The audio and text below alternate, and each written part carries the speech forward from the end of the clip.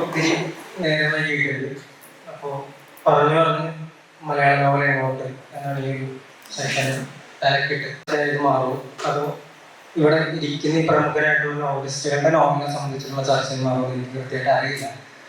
അപ്പോൾ ആ രീതിയിൽ മാറണം, അതോ ഇതൊരു ജലസിനെ സംബന്ധിച്ചിട്ടുള്ള ഒരു ചർച്ചയായിട്ട് മാറും, ഏത് സ്വഭാവത്തിലേക്കാണെന്ന് മാറാൻ എനിക്കറിയില്ല. എൻ്റെ ഒരു ആദ്യ ചോദ്യം എന്നുള്ള നിലയിൽ എനിക്ക് ചോദിക്കാനുള്ളത് 3 പേരോടാണ്. 3 പേര് സമയമെടുത്ത് നിങ്ങൾക്ക് പറയാം.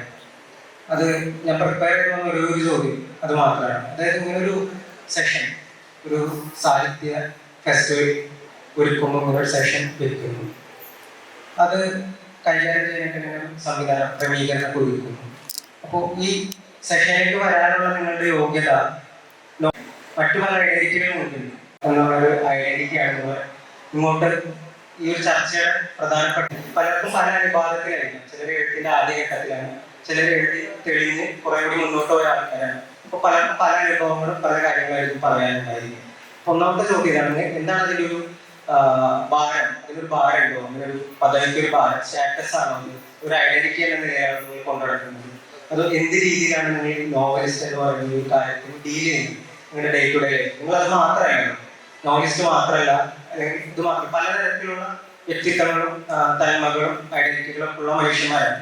ഈ നോവലിസ്റ്റ് എന്ന് പറയുന്ന ഒരു പദവി അല്ലെങ്കിൽ ഒരു ഐഡന്റിറ്റി നിങ്ങളെ സംബന്ധിച്ച് എന്താണെന്ന് 3 പേരൊന്ന് ഷെയർ ചെയ്ത് തുടങ്ങാൻ കഴിയും. അതിനായി ആദ്യം അശോകന്റെ ഒരു സംസാരിക്കുന്നത്.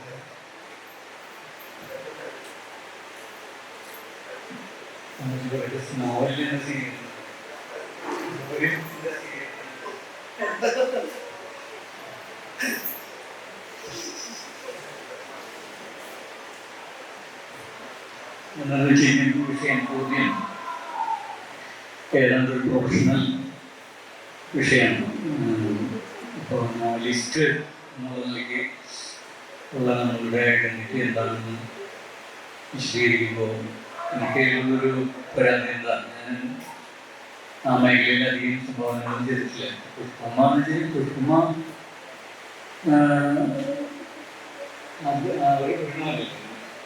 നോവൽ ഞാൻ ഒരു നോവലെന്ന് പറയാൻ പറ്റില്ല.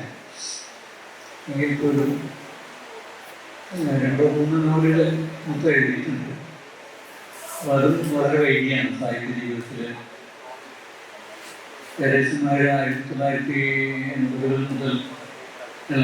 80 മുമ്പ് 70 അവസാനം തൊട്ട് എന്തെങ്കിലുമൊക്കെ എഴുതുന്നുണ്ട്, എന്തെങ്കിലും കഥകൾ എഴുതുന്നുണ്ട്. അപ്പോൾ അന്ന് നോവൽ എഴുതാനുള്ള ഒരു ആത്മബലം എന്നൊക്കെ പറയാം, അത് അങ്ങനെ ഉണ്ടായിരുന്നില്ല. അപ്പോൾ അതുകൊണ്ട് എന്നെ ഒരു നോവലിസ്റ്റ് ഞാൻ സ്വയം അങ്ങനെ വിശേഷിപ്പിക്കാനായിട്ട് എനിക്കതിന് ധൈര്യം പോയി. എൻ്റെ തലമുറ ഞങ്ങളൊക്കെ കഥ എഴുതിക്കൊണ്ടിരിക്കുന്ന കാലഘട്ടത്തിൽ അന്ന് നോവൽ എഴുതുന്നത് സജീവമാണ്. പക്ഷേ ഇന്നത്തെ അത്ര സജീവമല്ല. അല്ലെങ്കിൽ ഞങ്ങൾ എഴുതുന്ന കാലഘട്ടത്തിന് തൊട്ട് മുമ്പ് അതിന് മുമ്പൊക്കെ നോവലിൻ്റെ വലിയൊരു കാലം എന്ന് പറയുന്നത് തകഴി, പൊറ്റക്കാട് ബഷീറും അങ്ങനെ പറഞ്ഞിട്ടുള്ള ഒരു വലിയ എഴുത്ത് വിഭാഗം നോവലിൽ വലിയ മാറ്റങ്ങൾ കൊണ്ടുവന്നു. മനുഷ്യജീവിതത്തെ നോവലിലേക്ക് കൊണ്ടുവന്നു. വ്യത്യസ്തമായിട്ടുള്ള മനുഷ്യരെ നോവലിലേക്ക് കയറി വന്നു. അവരെന്തുകൊണ്ട് നോവൽ എഴുതി എന്നുള്ളത് അവർ പറഞ്ഞിട്ടുണ്ട്. അതിൽ ചിലർ കവികളായിരുന്നു, ആദ്യം കവിയായിരുന്നു, കോവിലും കവിയായിരുന്നു. അവരൊക്കെ നോവലിലേക്ക് മാറാനുള്ള കാരണം ആ കാലമാണെന്ന് അവർ പറയുന്നുണ്ട്. കാരണം എന്ന് വെച്ച് കഴിഞ്ഞാൽ 1-2 ലോകമായിരുന്നു കഴിഞ്ഞ കാലം. അതിൻ്റെ ഭാഗമായിട്ട് ലോകത്ത് ആകമാനം മനുഷ്യർക്കിടയിലുണ്ടായ അസ്വസ്ഥതകൾ, ദാരിദ്ര്യം പോലുള്ള രോഗങ്ങൾ പോലുള്ള ധാരാളം പ്രശ്നങ്ങൾ. അപ്പോൾ അതൊക്കെ തന്നെ ചിത്രീകരിക്കുക, അല്ലെങ്കിൽ അതൊക്കെ തന്നെ ആവിഷ്കരിക്കുക എന്നുള്ളതിന് ഏറ്റവും അനുയോജ്യമായൊരു സാഹിത്യ രൂപം എന്നുള്ളതിലേക്ക് അവർ കണ്ടെത്തിയത് നോവലാണെന്ന് അവർ പറഞ്ഞു. അതുകൂടാതെ അന്ന് ലോകത്ത് ഇറങ്ങിയിട്ടുള്ള നോവലുകൾ അതിൻ്റെ മലയാള വിവർത്തനം, പ്രത്യേകിച്ച് പാവങ്ങളുടെ വിവർത്തനം അതിൽ തന്നെ അവർ സ്വാധീനിച്ചു. അങ്ങനെ ഒരു നോവലിലേക്ക് വന്നു. പക്ഷെ ഞങ്ങളുടെ തൊട്ട് മുമ്പിലുള്ള തലമുറ എന്ന് പറയുന്നത് ആധുനികർ എന്ന് വിശേഷിപ്പിക്കപ്പെടുന്ന തലമുറയാണ്. അവരുടെ കൂട്ടത്തിലൊന്നും നല്ല നോവലുകൾ ഉണ്ടായിട്ടുണ്ട്. പക്ഷെ അന്ന് രചനാപരമായിട്ടുള്ള ഒരു പ്രതിസന്ധി അവർ എഴുത്ത് സമൂഹത്തിന് മുമ്പാകെ മുന്നോട്ട് വെച്ചു. അത് ഞങ്ങളെ ബാധിച്ചിട്ടുണ്ട്. കാരണം എന്ന് വെച്ച് കഴിഞ്ഞാൽ എഴുത്ത് അത്ര കണ്ട് സൂക്ഷ്മമാകും. അത് ആറ്റിക്കുറുക്കി എടുക്കുന്ന രൂപത്തിലായിരിക്കും. ഭാഷ വളരെ പ്രധാനപ്പെട്ടതാണ്. അത് അതിസൂക്ഷ്മമായി കൈകാര്യം ചെയ്യുന്ന വിഷയമാണ്. ഓരോ വാക്കും ഒരു വാക്കും തമ്മിൽ കൂട്ടിവരിക്കുന്ന സമയത്ത് വൈദ്യുതി പ്രവഹിക്കുന്നു എന്നൊക്കെ തമ്മിലുള്ള പല ആശയങ്ങളും ആകാരഘട്ടത്തിൽ എഴുത്തുകാരും നിരൂപകന്മാരൊക്കെ പറയാറുണ്ട്. ആറ്റിക്കുറുക്കിയ കവിത എന്ന് പറഞ്ഞ പോലെ ആറ്റിക്കുറുക്കിയ നോവൽസും ആറ്റിക്കുറുക്കിയ കഥ എന്ന് പറഞ്ഞ സംഭവങ്ങളൊക്കെ.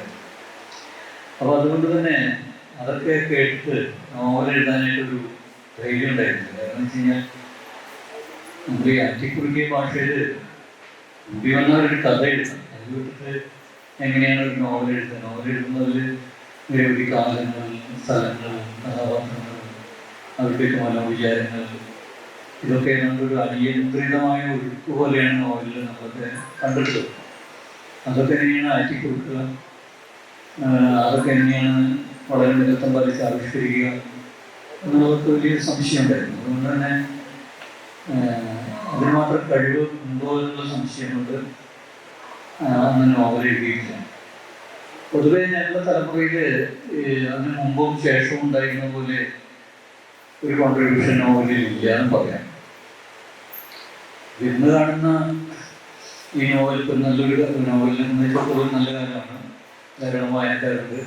പുതിയ പുതിയ നോവലുകൾ വരുന്നു, പുതിയ പുതിയ എഴുത്തുകാർ വരുന്നു, പുതിയ പുതിയ ജീവിതമാകൾ വരുന്നു.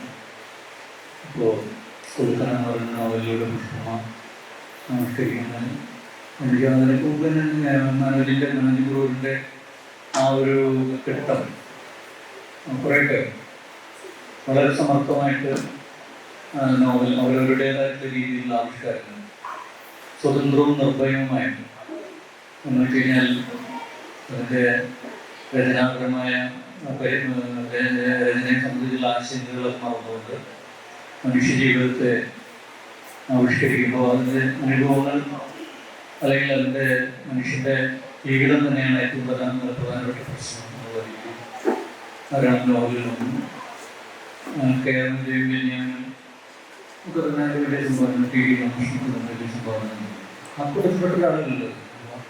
അതുകൊണ്ടാണ് നോവലിസ്റ്റ് എന്ന് സ്വയം അങ്ങനെ വിലയിരുത്താൻ ഉദ്ദേശിക്കുന്നില്ല. ഈ അടുത്ത കാലത്ത് എഴുതിയുള്ള കാട്ടുകൂട്ടം എന്ന് പറഞ്ഞ നോവലാണ് കുറച്ചൊന്ന് ശ്രദ്ധിക്കുകയും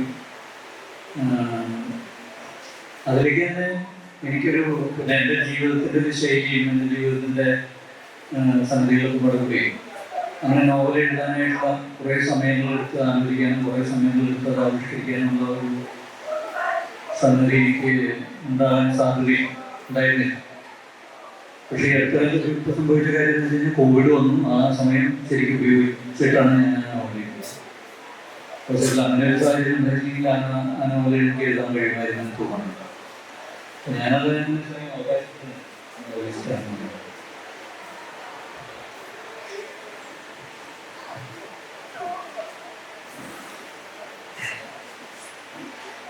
സത്യം അരുൺ ചോദിച്ചതൊരു കുഴപ്പം പിടിച്ച ചോദ്യമാണ്. ഇത്തരത്തിലുള്ള ഒരു സ്ഥലത്തിന്റെ ഭാഗമായിട്ട് സ്വയം കണക്കാക്കുന്നില്ല എന്നതാണ് ആദ്യത്തെ ആദ്യമായിട്ട് പറഞ്ഞിട്ടുണ്ട്. സാർക്ക് നിങ്ങളുടെ ഐഡന്റിറ്റി എന്താണ് എന്ന്, അല്ലെങ്കിൽ നിങ്ങളുടെ എസൻസ്, ഐഡന്റിറ്റിയുടെ അപ്പുറത്തെ എസൻസ് എന്താണ് എന്ന് ചോദിക്കുന്ന ഒരു സ്ഥലത്ത് ഇത്തരത്തിലുള്ള സംഗതികളല്ല, അതായത് നമ്മൾ എന്തായി ഭാവിക്കുന്നുവോ അതെല്ലാം വെറും ബാഡ് ഫെയ്ത്ത് മാത്രമാണ്. നോവലിസ്റ്റായിട്ട് അല്ലെങ്കിൽ പോയറ്റായിട്ട് അല്ലെങ്കിൽ അധ്യാപകനായിട്ട് അല്ലെങ്കിൽ വേറെ പലതരത്തിലുള്ള ഐഡന്റിറ്റി ഇതിലൊക്കെ ജീവിക്കുന്നതെല്ലാം ഒരു ബാഡ് ഫെയ്ത്താണ് എന്ന് സാർത്ത് പറയുന്ന ഒരു സന്ദർഭം ഓർത്തു പറഞ്ഞിട്ടുണ്ട്. പക്ഷേ നോവലിസ്റ്റ് എന്നുള്ള ആ ഒരു ഐഡന്റിറ്റി അതെങ്ങനെയാണ് പ്രവർത്തിക്കുന്നത് ഒരു എസ്തെറ്റിക് തലത്തിൽ നിന്നുകൊണ്ട് സ്വന്തം അനുഭവത്തിലൂടെ പറയാൻ വിചാരിക്കും. കാരണം ഞാൻ സത്യത്തിൽ എഴുതുകയൊക്കെ ചെയ്യുന്നതിന് മുമ്പ് ചെണ്ട കൂട്ടിയിരുന്നാണ്. ചെറുപ്പം മുതൽ ചെണ്ട പഠിക്കുക. അപ്പൊ ചെണ്ട പഠിക്കുന്ന സമയത്ത് നമുക്ക് ഉള്ള ശ്രദ്ധ ഇരുത്തൽ നമ്മൾ ചെണ്ടക്കാരനെ അമ്മാതിരിയുള്ള ഒരു സംഗതി നമ്മളൊരു എന്താണ് ഐഡന്റിറ്റി എന്നുള്ള സംഗതി നമ്മളൊരു സ്ഥലത്തിലില്ല. കാരണം ഇത് തക്കിട്ട പരികിട്ട പോലുള്ള എണ്ണങ്ങൾ കുട്ടി സാധനം ചെയ്യുക. ഈ സാധനം ചെയ്യുന്ന സമയത്ത് കൈ തെളിച്ച് ഈ കാം അല്ലെങ്കിൽ 4 സ്ഥാനങ്ങളുണ്ട്. ആ 4 സ്ഥാനങ്ങൾ തെളിച്ച് വെക്കുക. ഇതൊക്കെയാണ് ശ്രദ്ധിക്കുന്നത്. അപ്പൊ അറിയാം, കണ്ണിലൂടെ തീപ്പൊരി പറക്കുക എന്ന് പറയാവുന്ന തരത്തിലുള്ള രീതിയിലുള്ള അഭ്യാസം. അത് ചെണ്ട എന്ന് പറയുന്ന തോട്ടിന്റെ ഭാഗത്ത് ഒരു ശബ്ദം കേൾക്കണമെങ്കിൽ എത്രത്തോളം കൈ കൊണ്ട് അമർത്തി കൊട്ടിയാലാണ് എന്നുള്ളത് നിങ്ങൾ ഒരിക്കൽ പരീക്ഷിച്ച് നോക്കിയാൽ മനസ്സിലാവും. ഞാൻ പറഞ്ഞ അത് ഒരു ലാവണ്യശാസ്ത്രപരമായ ശിക്ഷണമാണ്. അതാണ് പറയാൻ ശ്രമിക്കുക. അതിൽ ഈ വാദ്യം കൈകാര്യം ചെയ്യുമ്പോൾ ഇതിൻ്റെതായിട്ടുള്ളൊരു രീതിശാസ്ത്രമുണ്ട്, ഇതിൻ്റെതായിട്ടുള്ളൊരു അവതരണ സമ്പ്രദായമുണ്ട്. ആ അവതരണ സമ്പ്രദായത്തിന് എന്താ പറയുക, നമ്മുടേതായിട്ടുള്ളൊരു കോൺട്രിബ്യൂഷൻ കൂടി തരാൻ പറ്റുന്ന തരത്തിലുള്ള അല്ലെങ്കിൽ നൽകാൻ പറ്റുന്ന തരത്തിലുള്ള ഒരു പരിശീലന രീതിയാണ് നമ്മൾ പിന്തുടരേണ്ടത് എന്ന് പറയുന്ന സംഗീതം. നമ്മൾ അതിനെ പരിശീലിക്കുകയാണ്. ചെണ്ടക്കാരായിട്ട് അറിയപ്പെടുക എന്ന് പറയുന്നൊരു സംഗതി അക്കാലത്തെ സംബന്ധിച്ച് വളരെ പ്രധാനപ്പെട്ട ഒരു കാര്യമാണ്. ആൾക്കാർക്ക് ഇതിന് അവസരമായിട്ട് തോന്നും. പക്ഷെ അക്കാലത്ത് ഈ ഞാൻ നേരത്തെ പറഞ്ഞ ഈ ഒരു എസ്തെറ്റിക് എഡ്യൂക്കേഷൻ എന്ന് പറഞ്ഞു, ഈ ലാവണ്യശാസ്ത്രപരമായ ശിക്ഷണം എന്നുള്ള സംഗതി അവിടെ നിന്ന് കിട്ടുന്നൊരു കാര്യമാണ്. പിന്നീട് ഈ പറഞ്ഞ കവിത എഴുതുന്നുണ്ട്, നോവൽ എഴുതുന്നുണ്ട്. ഇതെല്ലാം നമ്മുടെ അപര ജീവിതത്തിന്റെ ഭാഗമാണ്. കാരണം വെച്ചാൽ ഈ ലൗകിക ജീവിതത്തിൽ നമ്മൾ പലതരത്തിലുള്ള സംഗതികൾ ഇപ്പൊ ഓരോരുത്തർ അവരവരുടെ ജോലി ചെയ്യുന്നു, അവരവരുടെ രീതിയിൽ ജീവിക്കുന്നു, അവരവരുടെ പലതരത്തിലുള്ള ആചാരങ്ങളോ എല്ലാ സംഗതികളിലും ഏർപ്പെടുകയും പലതരത്തിലുള്ള പെരുമാറ്റ മര്യാദകളിലൊക്കെ പെടുകയും ചെയ്യുമ്പോൾ നമുക്കൊക്കെ ഒരു അപരലോകം വേറെയുണ്ട്. ഈ അപരലോകം എന്ന് ഞാൻ പറയുന്നത് ഈ ലോകത്ത് വേറിട്ട് നിൽക്കുന്നു എന്നുള്ള അർത്ഥത്തിലല്ല, ഈ ലോകമായിട്ട് ബന്ധപ്പെട്ടത് തന്നെയാണ്. എങ്കിലും കലയിലൂടെയും സാഹിത്യത്തിലൂടെയും മറ്റുമൊക്കെ മാത്രം നമുക്ക് അനുഭവിക്കാനാവുന്ന ഒരു ലോകം കൂടി വേറെയുണ്ട്. ആ ലോകത്തെ അഡ്രസ് ചെയ്യാനായിട്ട് നമുക്ക് ഇപ്പോൾ കവിത എഴുതുന്ന സമയത്ത് നമുക്ക് ഒരു ലിമിറ്റഡ് ആയിട്ടുള്ള ഒരു സ്പേസ് ആണ് എന്നാണ്. ഒരു സമയത്ത് ലിമിറ്റഡ് ആണ്, അതേ സമയത്ത് അത് ഉണ്ടാക്കുന്ന വലിയ ഇമ്പാക്ട് വേറെ ഉണ്ട്. എങ്കിൽ പോലും നമ്മൾ ചെയ്യാൻ ശ്രമിക്കുന്നത് എന്ത് എന്നുള്ളതനുസരിച്ച് നോക്കിയാൽ എനിക്ക് അനുഭവപ്പെട്ടത് ഒരു ലിമിറ്റഡ് ആയിട്ടുള്ള സ്പേസ് വരയ്ക്കാം. കാരണം വെച്ചാൽ ഞാൻ ആദ്യം കവിത എഴുതിയപ്പോൾ ഈ പലതരത്തിലുള്ള കവിതകൾ എഴുതുന്നുണ്ട്. ഈ തുത്താവക്കേശം അങ്ങനെയൊക്കെയുള്ള തരത്തിലുള്ള കവിതകൾ എഴുതുന്നുണ്ട്. പിന്നീട് കോമ പോലെയൊക്കെയുള്ള ഫിക്ഷൻ പോയസ് പറയുന്നത്. കാരണം വെച്ചാൽ ഈ ഫിക്ഷന്റെ രീതിയും പോയട്രിയുടെ രീതിയും സമന്വയിപ്പിക്കുന്ന തരത്തിലുള്ള ഫിക്ഷൻ പോയസ് എഴുതുന്നുണ്ട്. ഈ ഫിക്ഷൻ പോയസിന് ശേഷമാണ് നോവൽ എന്നൊരു സംഗതി എഴുതാൻ തോന്നുന്നത്. നോവലിന്റെ ഗുണം എന്താ വെച്ചാൽ നമുക്ക് സാധ്യമായത് എന്തും നമ്മളൊരു കലയെ സംബന്ധിച്ചിട്ടുള്ള നമ്മുടെ ധാരണകളായാലും നമ്മുടെ പ്രകാശ രീതികളായാൽ ഇതെല്ലാം ഉൾക്കൊള്ളാവുന്ന ഒരു വലിയ പാത്രം പോലെ ഇതിനെ വെക്കുകയാണ്. മറ്റുള്ള എല്ലാ സാഹിത്യ രൂപങ്ങൾക്കും ഓരോ ലിമിറ്റേഷൻ അല്ലത്, അവരുടെ സാധ്യത തന്നെയാണ്. ആ ലിമിറ്റേഷൻ തന്നെയാണ് അവരുടെ സാധ്യത. അതാണ് ആ സാഹിത്യ രൂപം ആക്കുകയും ചെയ്യും. ചെറുകഥ ഈ പറഞ്ഞ നോവലിനെ പോലെ ഫ്ലെക്സിബിൾ ആയിട്ട് വിശാലമായിട്ട് പറക്കാനുള്ള സാധ്യതയില്ല. ആ കലയുടെ ഉസ്താദാണ് എടുത്തിരിക്കുന്നത് അശോചിച്ചിരിക്കുന്നത്. അദ്ദേഹം പലതരം ഇത് പോലെയൊക്കെയുള്ള പണ്ട് വായിച്ചിട്ടുള്ള കഥകൾ വായിച്ച് ഷോക്കായിട്ട് ഞാൻ കണക്കില്ല. അത്തരത്തിലുള്ള വളരെ ഗംഭീരമായിട്ടുള്ള കഥകളാണ് അദ്ദേഹം എഴുതിയിട്ടുള്ളത്. അപ്പൊ അദ്ദേഹം വീട്ടിൽ കാട്ടുകടവ് എന്ന് പറഞ്ഞ നോവൽ എഴുതുന്നത് തീർച്ചയായിട്ടും നോവലായിട്ടുള്ള ആ ഒരു സ്പേസ് അദ്ദേഹം ആ രീതിയിലുള്ള എന്താ പറയട്ടെ ഒരു നാടിന്റെ ജീവിതം എന്ന് പറയുന്നൊരു സംഗതി.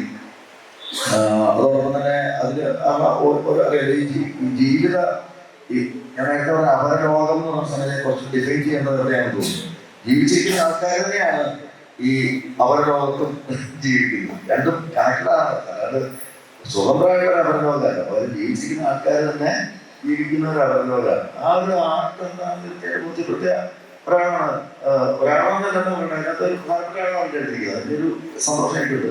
തീർച്ചയായിട്ടും ഞാനിത് ഈ വേദിയുടെ സാഹചര്യത്തിനോ സന്തോഷത്തിനനുസരിച്ചുള്ള കൊടുക്കാൻ ഞാൻ വായിച്ച നോവലാണ്. ഒരാളുടെ ജീവിതത്തിന്റെ യഥാർത്ഥ നിലയ്ക്ക് അതിലൊരു ജനറൽ പെർസ്പെക്റ്റീവ് ഉണ്ട്.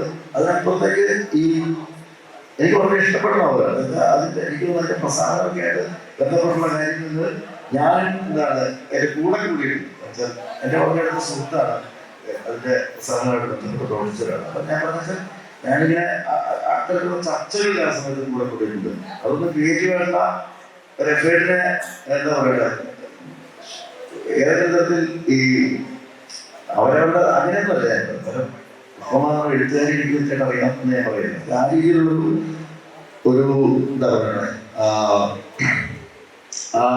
അതിനെ ഓരോ ഓരോ കഥാപാത്രവും ഒരുപാട് ഈ സമൂഹത്തിന്റെ ജീവിതം എന്നുള്ളതിനപ്പുറത്തേക്ക് എന്താ പറയുക ഈ ഒരു യൂണിവേഴ്സലായിട്ടുള്ള തലത്തിലേക്ക് ചെല്ലുമ്പോഴാണ് വാസ്തവത്തിൽ മറ്റുള്ളവർക്കും ആസ്വദിക്കാൻ പറ്റുക. ഒരു സമൂഹത്തിൻ്റെയോ ഒരു ഏതെങ്കിലും പ്രത്യേക സമൂഹത്തിൻ്റെയോ ഒരു പ്രത്യേക ജീവിതത്തിൻ്റെയോ ആവിഷ്കാരമായിരിക്കും തന്നെ അത് മറ്റുള്ളവർക്ക് ആസ്വാദ്യമാകുന്നത് അതൊരു യൂണിവേഴ്സാലിറ്റി കിട്ടുമ്പോഴേക്കുമാണ്. പറ്റത്തൊരു യൂണിവേഴ്സാലിറ്റി വാസ്തവത്തിൽ കിട്ടുന്ന ആർക്കിലൂടെയാണ്. ഈ ജീവിതം സ്പെസിഫൈഡ് ആണ്, പക്ഷെ അതിനെ യൂണിവേഴ്സൈസ് ചെയ്യുന്ന ആർട്ടിന് ചില പൊതു സ്വഭാവങ്ങളുണ്ട്. അപ്പൊ ഈ തരത്തിലുള്ള ഈ പൊതു സ്വഭാവങ്ങളെല്ലാം ഉൾക്കൊള്ളുന്ന ഒരേ ഒരു സാഹിത്യ രൂപം ഞാൻ നോക്കിയിട്ട് നോവലാണ്. കാരണം കവിതയ്ക്ക് സാധ്യമായതും ചെറുകഥയ്ക്ക് സാധ്യമായതും നാടകത്തിന് സാധ്യമായതും നമുക്ക് നോവലിൽ തിരക്കഥയ്ക്ക് സാധ്യമായതും നമുക്ക് നോവലിലേക്ക് ആ നോവലിന്റെ അടുത്ത് വെച്ചിട്ട് നേരെ പരിചരിക്കാനുള്ള സ്പേസ് ആണ്. ഫ്ലെക്സിബിളാണ്. അത് വളരെ പ്രധാനപ്പെട്ട ഒരു സംഗതിയായിട്ടാണ് തോന്നുന്നത്. അതുകൊണ്ട് സത്യത്തിൽ സ്വന്തമായിട്ട് ഒരു ഭാഗം ആക്കുന്നില്ലെങ്കിൽ നോവലിന്റെ സാധ്യതയെ വളരെ എന്താ പറയുക ആഹ്ലാദത്തോടെ ആ ഒരു സ്വാതന്ത്ര്യത്തോടെ കാണുന്ന ഒരാളാണ് ഞാൻ എന്ന് മാത്രം.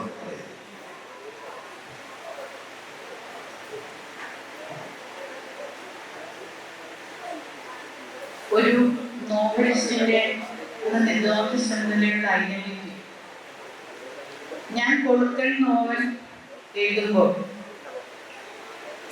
ഞാനതിൻ്റെ ആ ഒരു ബുക്ക് ഇറങ്ങുന്നത് കൊണ്ട് അതിന്മേൽ ഒരു ഐഡന്റിറ്റി എനിക്ക് കിട്ടുമെന്നോ അല്ലെങ്കിൽ അത് ഇത്രയധികം വായിക്കപ്പെടുമെന്നോ ഞാൻ ചിന്തിച്ചതേ ഇല്ല. കാരണം പല പുസ്തകങ്ങളും പറയുമ്പോൾ പ്രത്യേകിച്ച് ഗോത്ര വിഭാഗങ്ങളെ കുറിച്ചുള്ള പല നോവലുകൾ വായിച്ചിട്ടുണ്ട് എങ്കിലും അതിലൊന്നും അവരുടെ ആത്മാംശം എന്ന് പറയുന്നത് ഉള്ളതായിട്ട് എനിക്ക് തോന്നിയിട്ടില്ല. അത് ചില ലേഖനങ്ങളല്ല, ഒരു 99.9% ലേഖനങ്ങളിൽ ഞാൻ കണ്ടിട്ടില്ല. നോവലുകളിലോ ഒന്നും ഞാൻ കാണാത്തത് കൊണ്ട് തന്നെ ഞാൻ ഈ ഗോത്ര ജീവിതങ്ങളെ കുറിച്ച് ഒരു പുസ്തകം എന്തെങ്കിലും പ്രസിദ്ധീകരിച്ച് കാണുമെന്ന് കാണുമെന്ന് ആഗ്രഹിച്ചിരുന്നു. ഇത് ഞാൻ ആദ്യം പറയുന്നത് ഈ പുസ്തകത്തിന്റെ അവതാരിക എഴുതി ബിനുവിനോടാണ്. ശരിക്കും ഞാൻ എഴുതണമെന്ന് ഉദ്ദേശിച്ചത് ഞാൻ ബിനുവിനോടാണ് പറഞ്ഞത്, ബിനു ഞങ്ങളെ കുറിച്ചൊരു നോവൽ എഴുതൂ എന്ന് പറയുന്നത്. അപ്പൊ ബിനു എന്നോട് പറഞ്ഞു ഞാൻ നോക്കാം എന്ന് പറഞ്ഞതിന് ശേഷം വീണ്ടും ഒരു 4 വർഷത്തോളം ഞാൻ തുടർച്ചയായിട്ട് ഞാൻ ആവശ്യപ്പെട്ടുകൊണ്ടിരുന്നത് ഈ ഒരു കാര്യമാണ്, നോവൽ എഴുതുന്നില്ലേ. അങ്ങനെ 4 വർഷങ്ങൾക്ക് ശേഷം ഒരു ബിനു തന്നെ എന്നോട് പറഞ്ഞു, പുഷ്പമ്മ നന്നായിട്ട് ഇത് പ്രസന്റ് ചെയ്യുന്നുണ്ട്, എങ്കിൽ പിന്നെ എഴുതിക്കൂടെ എന്ന് ചോദിച്ചു. അക്ഷരം കൂട്ടി വായിക്കാൻ പഠിച്ച നാൾ മുതൽ തൊട്ട് വായന എന്ന് പറയുന്ന വലിയൊരു ലോകമായിട്ടാണ് ഞാൻ കണ്ടിരുന്നത്. കാരണം എന്ത് കിട്ടിയാലും വായിക്കുക.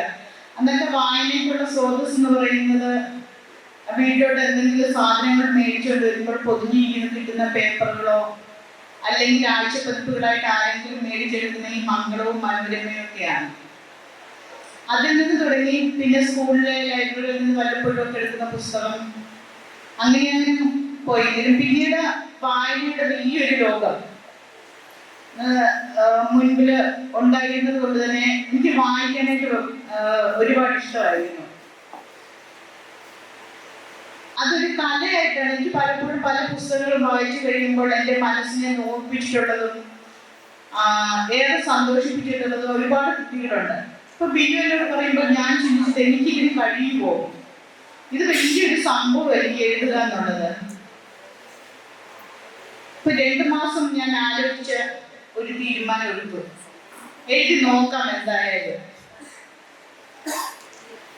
അങ്ങനെ ഞാൻ എഴുതാൻ തുടങ്ങിയപ്പോഴേക്കും ഞാൻ ഇതിനെക്കുറിച്ചുള്ള എൻ്റെ അഭിപ്രായം, കാരണം ആദ്യമായിട്ട് കൈവയ്ക്കുന്ന ഒരു മേഖലയാണ്, അതിനു മുമ്പ് എനിക്ക് എഴുതി പരിചയമില്ല, വായന മാത്രമേ എനിക്ക് കൈമുതലായിട്ടുള്ളൂ. പിന്നെ ഇത്തരം ഒരു വിഷയം കുറിച്ചുള്ള നോവലാവുമ്പോൾ അത് ശരിക്കും എൻ്റെ അനുഭവങ്ങളിൽ നിന്നും ഞാൻ കേട്ടറിഞ്ഞിട്ടുള്ള കാര്യങ്ങളിൽ നിന്നും ആവുമ്പോൾ അത് കുറച്ചുകൂടി എളുപ്പമാവുമെന്ന് തോന്നി. കുറച്ചുകൂടി നമുക്ക് അത് ഓർക്കുന്നതിന് മാത്രമേ, പക്ഷെ അത് അതുപോലെ എഴുതുക എന്ന് പറയുന്നത് എനിക്ക് പ്രയാസകരം തന്നെയായിരുന്നു.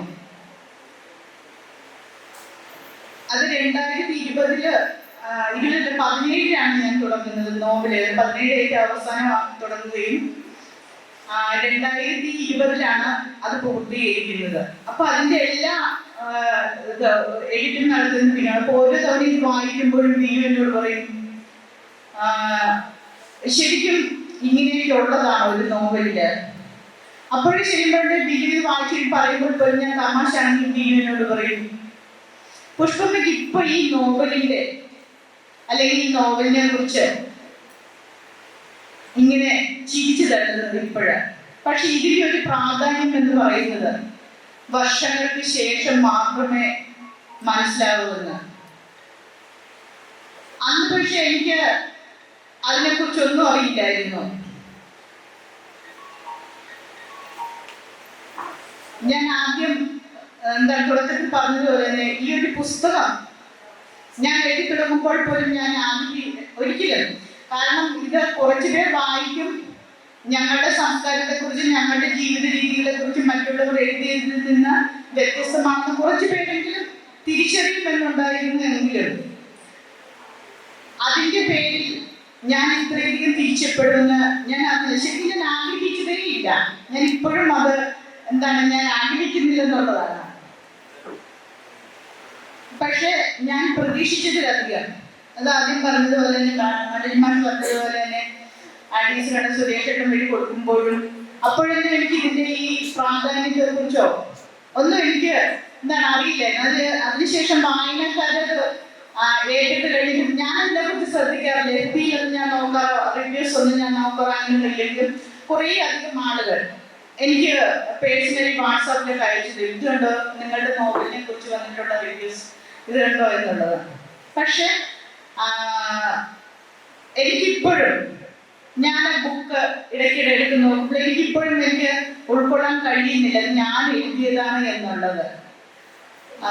ചിലരൊക്കെ ആ പുസ്തകം ഇറങ്ങിയതിനു ശേഷം മാത്രം ഇപ്പോഴും പറയാറുണ്ട്. ഞാൻ ജോലി ചെയ്യുന്ന വകുപ്പിൽ ഉൾപ്പെടെയുള്ളവർ ഇപ്പോഴും പറയുന്നത് അത് ആർക്കും എഴുതിയതൊന്നും അല്ല, അത് മറ്റാരോ കൊണ്ട് എഴുതിച്ചിട്ട് സ്വന്തം പേരിൽ പ്രസിദ്ധീകരിച്ചതാണെന്ന്. ഇപ്പോഴും ചിലരൊക്കെ ചിലർ എന്നോട് ചോദിച്ചത്, നിങ്ങൾ എഴുതിയതിന്റെ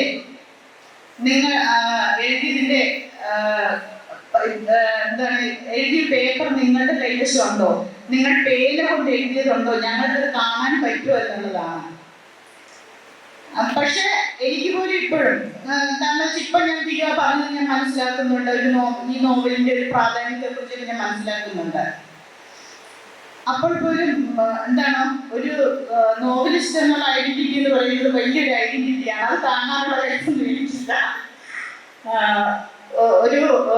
ഈ ഒരു നോവല് ഏറ്റവും അധികം ചർച്ച ചെയ്യപ്പെടുന്നു എന്നതുപോലെ ഞാൻ അതിൽ എത്രയോ നാളുകൾക്ക് ശേഷമാണ്, കാരണം എഗ്രിമെന്റ് സൈൻ ചെയ്തതിനു ശേഷം ഉറക്കം നഷ്ടപ്പെട്ട നാളുകളും പുസ്തകം പ്രകാശനം ചെയ്യപ്പെടുന്നു എന്ന് അറിയുമ്പോൾ പോലും എൻ്റെ ഉറക്കമേ പോയിരുന്നു.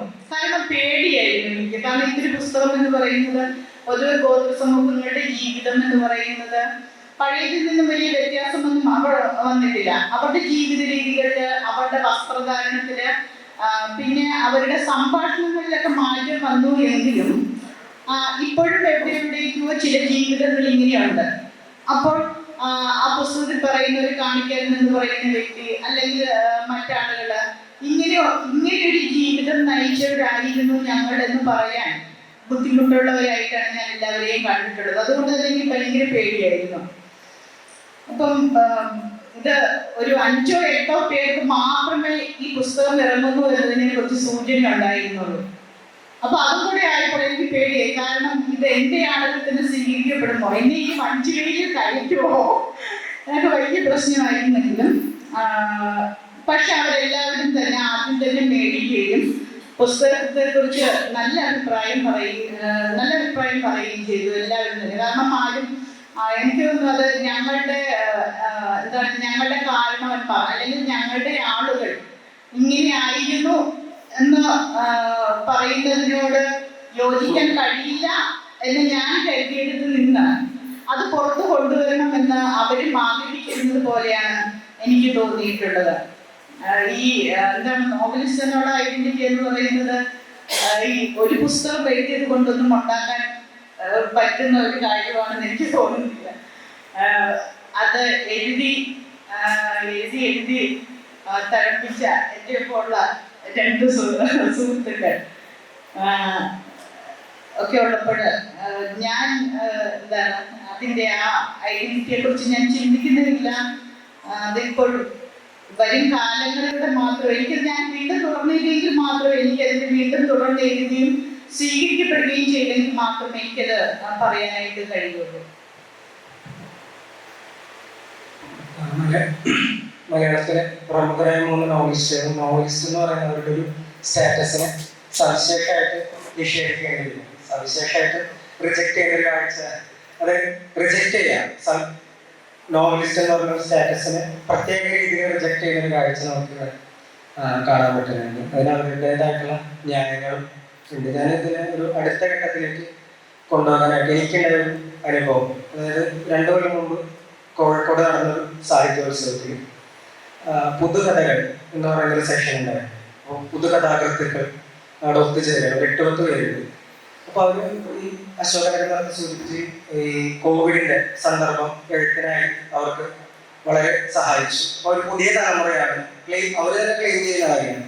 പുതിയ തലമുറയാണ് കൊറിയൻ സിനിമ പോലെ വെബ് സീരീസുകൾ പോലെ അവരുടെ എഴുത്തിലും ഈ വിഷ്വൽ സെൻസ് നന്നായി വർക്ക് ചെയ്യുന്നു, വയലൻസ് കൂടുതലായിട്ട് കടന്നു വരുന്നു. ഇങ്ങനെ അവർ ക്ലെയിം ചെയ്യും. 1-2 പേര് ക്ലെയിം ചെയ്യുകയും ബാക്കിയുള്ളവർ അതിനെ ഏറ്റുപിടിക്കുകയും ചെയ്യുന്ന ഒരു കാഴ്ച ഉണ്ടായി. അപ്പോൾ എനിക്ക് തോന്നിയ, ഞാനവിടെ ഉന്നയിച്ചില്ല, എനിക്ക് തോന്നിയൊരു സംശയം, ഇവര് എത്രമേൽ പൊതു മാധ്യമത്തിലാണെന്ന് പറയുമ്പോഴും ഇവര് കോമ്പറ്റീഷന് വേണ്ടി ഇവരെ കഥകൾ അയച്ചു കൊടുക്കുന്നത് മാതൃഭൂമി ആഴ്ചപ്പതിപ്പിനായിരിക്കും, അല്ലെങ്കിൽ പ്രസാധനം പ്രമുഖരായിട്ടുള്ള പ്രസാധകർ തന്നെ ചെയ്യണം എന്നുള്ളൊരു കാര്യം അവർക്ക് അവരുടെ ഒരു സൈക്കിയുടെ ഭാഗമാണ്, ഒരു അബോധത്തിന്റെ ഭാഗമായിട്ട് നിൽക്കുന്നത്. ഇപ്പോൾ അഷ്ടമൂർത്തിനായിട്ടുള്ളൊരു ഇന്റർവ്യൂവിൽ അശോകൻ പറയുന്നുണ്ട് കമ്പ്യൂട്ടറിലാണ് താനിപ്പോൾ എഴുതാറ് എന്ന് പറയുന്നത്. പിന്നെ സോഷ്യൽ മീഡിയയിലൊക്കെ വളരെ ആക്റ്റീവായിട്ടുള്ള ഒരാൾ കൂടിയാണ്. മനോജായാലും ശരി, ഈ തൊപ്പി പോലുള്ള ഇൻസിഡന്റിൽ കൃത്യമായിട്ട് പ്രതികരിക്കുകയും തൻ്റെതായിട്ടുള്ള അഭിപ്രായം പറയാൻ സോഷ്യൽ മീഡിയ സ്പേസിന് വളരെ കാര്യമായിട്ട് ഉപയോഗിക്കുകയും ചെയ്യുന്ന ഒരാളാണ്. പക്ഷേ ഒരു നോവൽ എന്ന് പറയുന്നത്, ഒരു ആഖ്യാനം, ഈ സാഹിത്യ സൃഷ്ടി എന്ന് പറയുന്നത് ഈ ഒരു മാധ്യമത്തിലേക്ക് എന്തുകൊണ്ടാണ്, സോഷ്യൽ മീഡിയ സ്പേസ് എന്ന് പറയുന്ന ഒരു മാധ്യമം എന്തുകൊണ്ട് ബ്ലോഗുകളിലൂടെ നമുക്ക് ചെയ്യാം, ഇതല്ലാതെ പുസ്തക രൂപത്തിൽ തന്നെ അയക്കണം നോവൽ എന്നൊരു എന്താ പറയുക സാമ്പ്രദായിക ധാരണ. അതിപ്പോ എനിക്കൊന്ന് പുഷ്പമയ്ക്ക് ബാധകമാണ്. അതായത് കൊളുത്തന്റെ ഒരു 2ാം ഭാഗമൊക്കെ വരാൻ പോകുന്നുണ്ടെന്നുള്ള അഭ്യൂഹം കേൾക്കുന്നുണ്ട്. അപ്പോൾ ഇങ്ങനെ ഒരു സാമ്പ്രദായിക രൂപത്തിലുള്ള പുസ്തക രൂപത്തിലുള്ള മറിച്ചു നോക്കാൻ പറ്റുന്ന ഒരു രൂപം സാമ്പ്രദായിക രൂപത്തിൽ തന്നെ എഴുതണം എന്നുള്ളൊരു വാശി, അങ്ങനെ ഒരു തഴക്കം, അങ്ങനെ ഒരു പഴക്കം നിങ്ങൾക്ക് ആർക്കെങ്കിലും ഫീൽ ചെയ്യുന്നുണ്ടോ? പുതിയ മാധ്യമങ്ങളോടുള്ളൊരു ഭയം ഏതെങ്കിലും രീതിയിലുണ്ടോ? എന്നൊക്കെ അറിഞ്ഞല്ലോ, അതൊന്നും ഷെയർ ചെയ്തിട്ടുള്ള ഈ ഒരു കാരണം ഇതിൻ്റെ ഒരു മാർക്കറ്റ് വേറെ തന്നെ ഉണ്ടല്ലോ, കമ്പോളം, ഇതിൻ്റെ ഒരു കോപ്പിറൈറ്റ് ഇഷ്യൂസ്, ഇതിൻ്റെ ഒരു പ്രചരണം.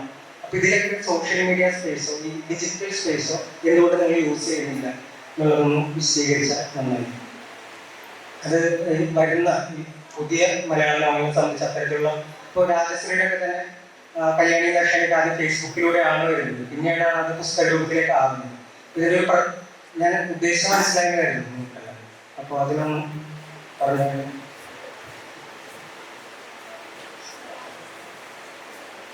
അതിൽ ആശങ്കയൊന്നുമില്ല. കാരണം വെച്ച് കഴിഞ്ഞാൽ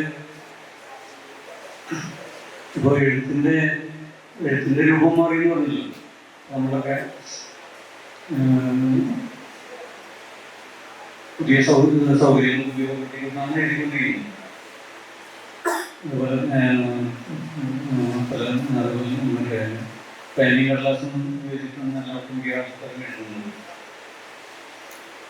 അതുപോലെ തന്നെ വായനയുടെ ഇത് മാറിയിട്ടുണ്ട്. വായന ഇപ്പോൾ പറഞ്ഞതെന്ന് വെച്ച് കഴിഞ്ഞാൽ സോഷ്യൽ മീഡിയയിലൂടെ നോവൽ എന്ന് പറയുന്ന ആ ഒരു സാഹിത്യശാഖ അത് ഏത് രീതിയിൽ പ്രകാശനം ചെയ്യപ്പെടണം എന്നുള്ളതാണ് വിഷയം. അത് സോഷ്യൽ മീഡിയയിലൂടെ ഗണ്ടശ വരുന്നത് ഓരോ ആഴ്ചകളിലും അല്ലെങ്കിൽ ഓരോ ദിവസങ്ങളിലായിട്ട് അത് വായനക്കാരിലേക്ക് എത്താൻ കഴിയുമെങ്കിൽ അതിൽ ബുദ്ധിമുട്ടൊന്നുമില്ല. അത് ഞാൻ തന്നെ പലപ്പോഴും അധികവും വായിക്കുന്നത് ഇപ്പോൾ ഈ ബുക്ക് രൂപത്തിൽ കിട്ടണമെന്ന് കൂടുതൽ വായിക്കാൻ താല്പര്യമുണ്ട്. കാരണം എന്ന് വെച്ച് കഴിഞ്ഞാൽ അതിൻ്റേതായിട്ടുള്ള രീതിയിൽ സൗകര്യമുണ്ടല്ലോ. കൂടുതൽ വലിപ്പത്തിൽ അക്ഷരങ്ങൾ നമുക്ക് ഉപയോഗപ്പെടുത്താം. പിന്നെ നമുക്ക് കൊണ്ടു നടക്കാം. പുസ്തകങ്ങളിലേക്ക് വിളിച്ചു കൊണ്ടുപോകണം. അത് തീരുന്നുള്ള പുസ്തകങ്ങളാണ് ഒരു സംഘം ഞാൻ ഓർക്കാറുണ്ട്. പുസ്തകത്തോടുള്ള സ്നേഹം കൊണ്ട് എവിടെ നിന്ന് പോലും വായിക്കണം എന്നുള്ള ആഗ്രഹം കൊണ്ട് അദ്ദേഹത്തിന് ഒരു ബാഗിൽ പുസ്തകത്തിട്ട് ചുമന്നുകൊണ്ട് നടക്കുന്നുണ്ട്. അതിൻ്റെ ആവശ്യമില്ല. അതുപോലെ തന്നെ അദ്ദേഹം തന്നെ എനിക്ക് ഓർമ്മ വരുന്ന അദ്ദേഹം അവസാന കാലഘട്ടങ്ങളിലൊക്കെ തന്നെ ഇപ്പോഴാണ് വെച്ച് കഴിഞ്ഞാൽ ഇപ്പോൾ അദ്ദേഹം ഉണ്ടായിരുന്നെങ്കിൽ എത്രമാത്രം ആഹ്ലാദിക്കുമായിരുന്നു ഞാൻ വിചാരിക്കുന്നത്. കാരണം എന്ന് വെച്ച് കഴിഞ്ഞാൽ ഈ ബുക്കായിട്ട് പരമാവധി വലുപ്പത്തിൽ അക്ഷരങ്ങൾ കണ്ടു വായിക്കാനുള്ള സൗകര്യമുണ്ട്. പുസ്തകം വായിക്കാം, തരാറില്ല. ഞാൻ മനസ്സിലാക്കുന്ന ഒരു കാര്യം എന്ന് വെച്ച് കഴിഞ്ഞാൽ മലയാള പുസ്തകങ്ങൾ അധികവും ഈ ബുക്കായിട്ട് വരാത്തതിൻ്റെ ഒരു കാരണം പ്രസാധകരുടെ ഭയമാണ്. പറയുന്നത് ആദ്യഘട്ടത്തിൽ ഈ ബുക്കുകളൊക്കെ ഒരു ധാരാളം ഇറക്കിയിരുന്നു. പ്രിന്റ് ബുക്കിൽ നിന്ന് ഈ ബുക്കുകൾ ധാരാളം ഇറക്കിയിരുന്നു. പക്ഷെ ഇപ്പോൾ അവർക്ക് ധൈര്യമില്ല. കാരണം എന്ന് വെച്ച് കഴിഞ്ഞാൽ ഇതിൻ്റെ കോപ്പി വ്യാജമായിട്ട് അല്ലെങ്കിൽ പലതരത്തിൽ കോപ്പി ചെയ്തിട്ട് പോയിട്ട് അത് അതിൻ്റെ പൈറേറ്റഡ് നമുക്ക് വരാൻ സാധ്യതയില്ലെന്നുള്ള പേടി അവർക്കുണ്ട്. കാരണം അവരൊന്ന് പിൻവാങ്ങിയിരിക്കുന്നു. അതേസമയം ഓഡിയോ ബുക്കുകൾ ഇപ്പോൾ പഴയ നോവലുകളിൽ നിന്ന് പലപ്പോഴും സൗകര്യമുള്ള സമയത്തൊക്കെ തന്നെ ഓഡിയോ ആയിട്ട് കേട്ടുകൊണ്ടിരിക്കും. ഞാൻ കുറേ നോവലുകൾ, പഴയ നോവലുകൾ, അവരുടെ കയറടക്കം, അരനാഴികനേരം അതുപോലുള്ള കൃതികളൊക്കെ തന്നെ ഓഡിയോ ആയിട്ട് കേൾക്കും. ഒരു അതിലൊന്നും എഴുതാനോ അത് ആസ്വദിക്കാനോ തന്നെ പക്ഷെ അതൊരു പ്രധാനപ്പെട്ട വീഴുന്നത് ഈ നോവൽ എന്ന് പറയുമ്പോൾ അത് ഏത് രൂപത്തിൽ വായിച്ചാലും അത് കൂടുതൽ ഇപ്പൊ ഈ ബുക്കുകളിലേക്കോ അല്ലെങ്കിൽ സോഷ്യൽ മീഡിയയിലൂടെ അധ്യായങ്ങളിലേക്ക് വരുന്നതിലേക്ക് കടന്നു വന്നു കഴിഞ്ഞാൽ അതിന് ഭാവപരമായി രൂപപരമായി ഏതെങ്കിലും മാറ്റം വരുമെന്നാണ് നമ്മൾ ആലോചിക്കുന്നത്.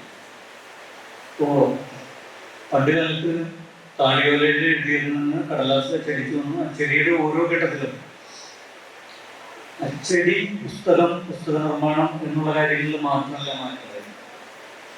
അത് ഓരോ ഘട്ടത്തിലും അതിൻ്റെ ഒരു സാഹിത്യകൃതിയുടെ ഭാവത്തിൻ്റെയും രൂപത്തിൻ്റെയും കാര്യത്തിലും അതുപോലെ തന്നെ അത് മുന്നോട്ട് വയ്ക്കുന്ന സൗന്ദര്യത്തിൻ്റെ കാര്യത്തിലും വായനയുടെ കാര്യത്തിലും വലിയ മാറ്റം. ശാസ്ത്ര മേഖലയിൽ ഉണ്ടാകുന്ന, പ്രിന്റിങ്ങിൻ്റെ മേഖലയിൽ ഉണ്ടാകുന്ന ഓരോ മാറ്റവും സാഹിത്യത്തിന് വലിയ മാറ്റം. അതുകൂടി നമ്മൾ പരിശോധിക്കും. ഒരു നോവൽ രണ്ട് രീതിയിലാണ് ഇപ്പോൾ സോഷ്യൽ മീഡിയയിലോ അല്ലെങ്കിൽ ഇന്റർനെറ്റിലൂടെ വരുന്നത്. ഒന്ന് നോവൽ വരുമ്പോൾ ആ നോവലിനെ സംബന്ധിച്ചുള്ള ചർച്ചകൾ നടത്തും. ആ നോവലിനെ സംബന്ധിച്ചുള്ള പ്രൊമോഷൻ എന്ന് പറഞ്ഞാൽ ഇപ്പോൾ വളരെ ചർച്ചകളുമായിട്ട് പലതരത്തിലുള്ള പരസ്യങ്ങളും എഴുത്തുകാർ തന്നെ ഇടപെട്ടുകൊണ്ട് റീലുകൾ ആയിട്ട് തുറന്നു വരുന്നു.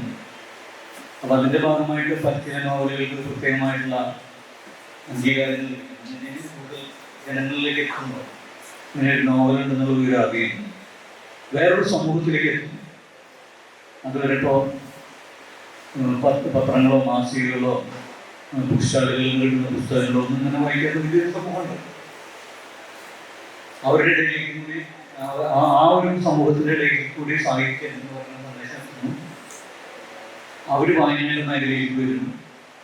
അപ്പോൾ അവർ ചില പുസ്തകങ്ങൾ പ്രത്യേകമായിട്ട് സെലക്ട് ചെയ്യുന്നു. അവർക്ക് അങ്ങനെ സെലക്ട് ചെയ്യുമ്പോൾ ഇത്തരത്തിൽ പ്രൊമോട്ട് ചെയ്യപ്പെട്ട പുസ്തകങ്ങളാണ് അവരുടെ കയ്യിലെത്തുന്നത്.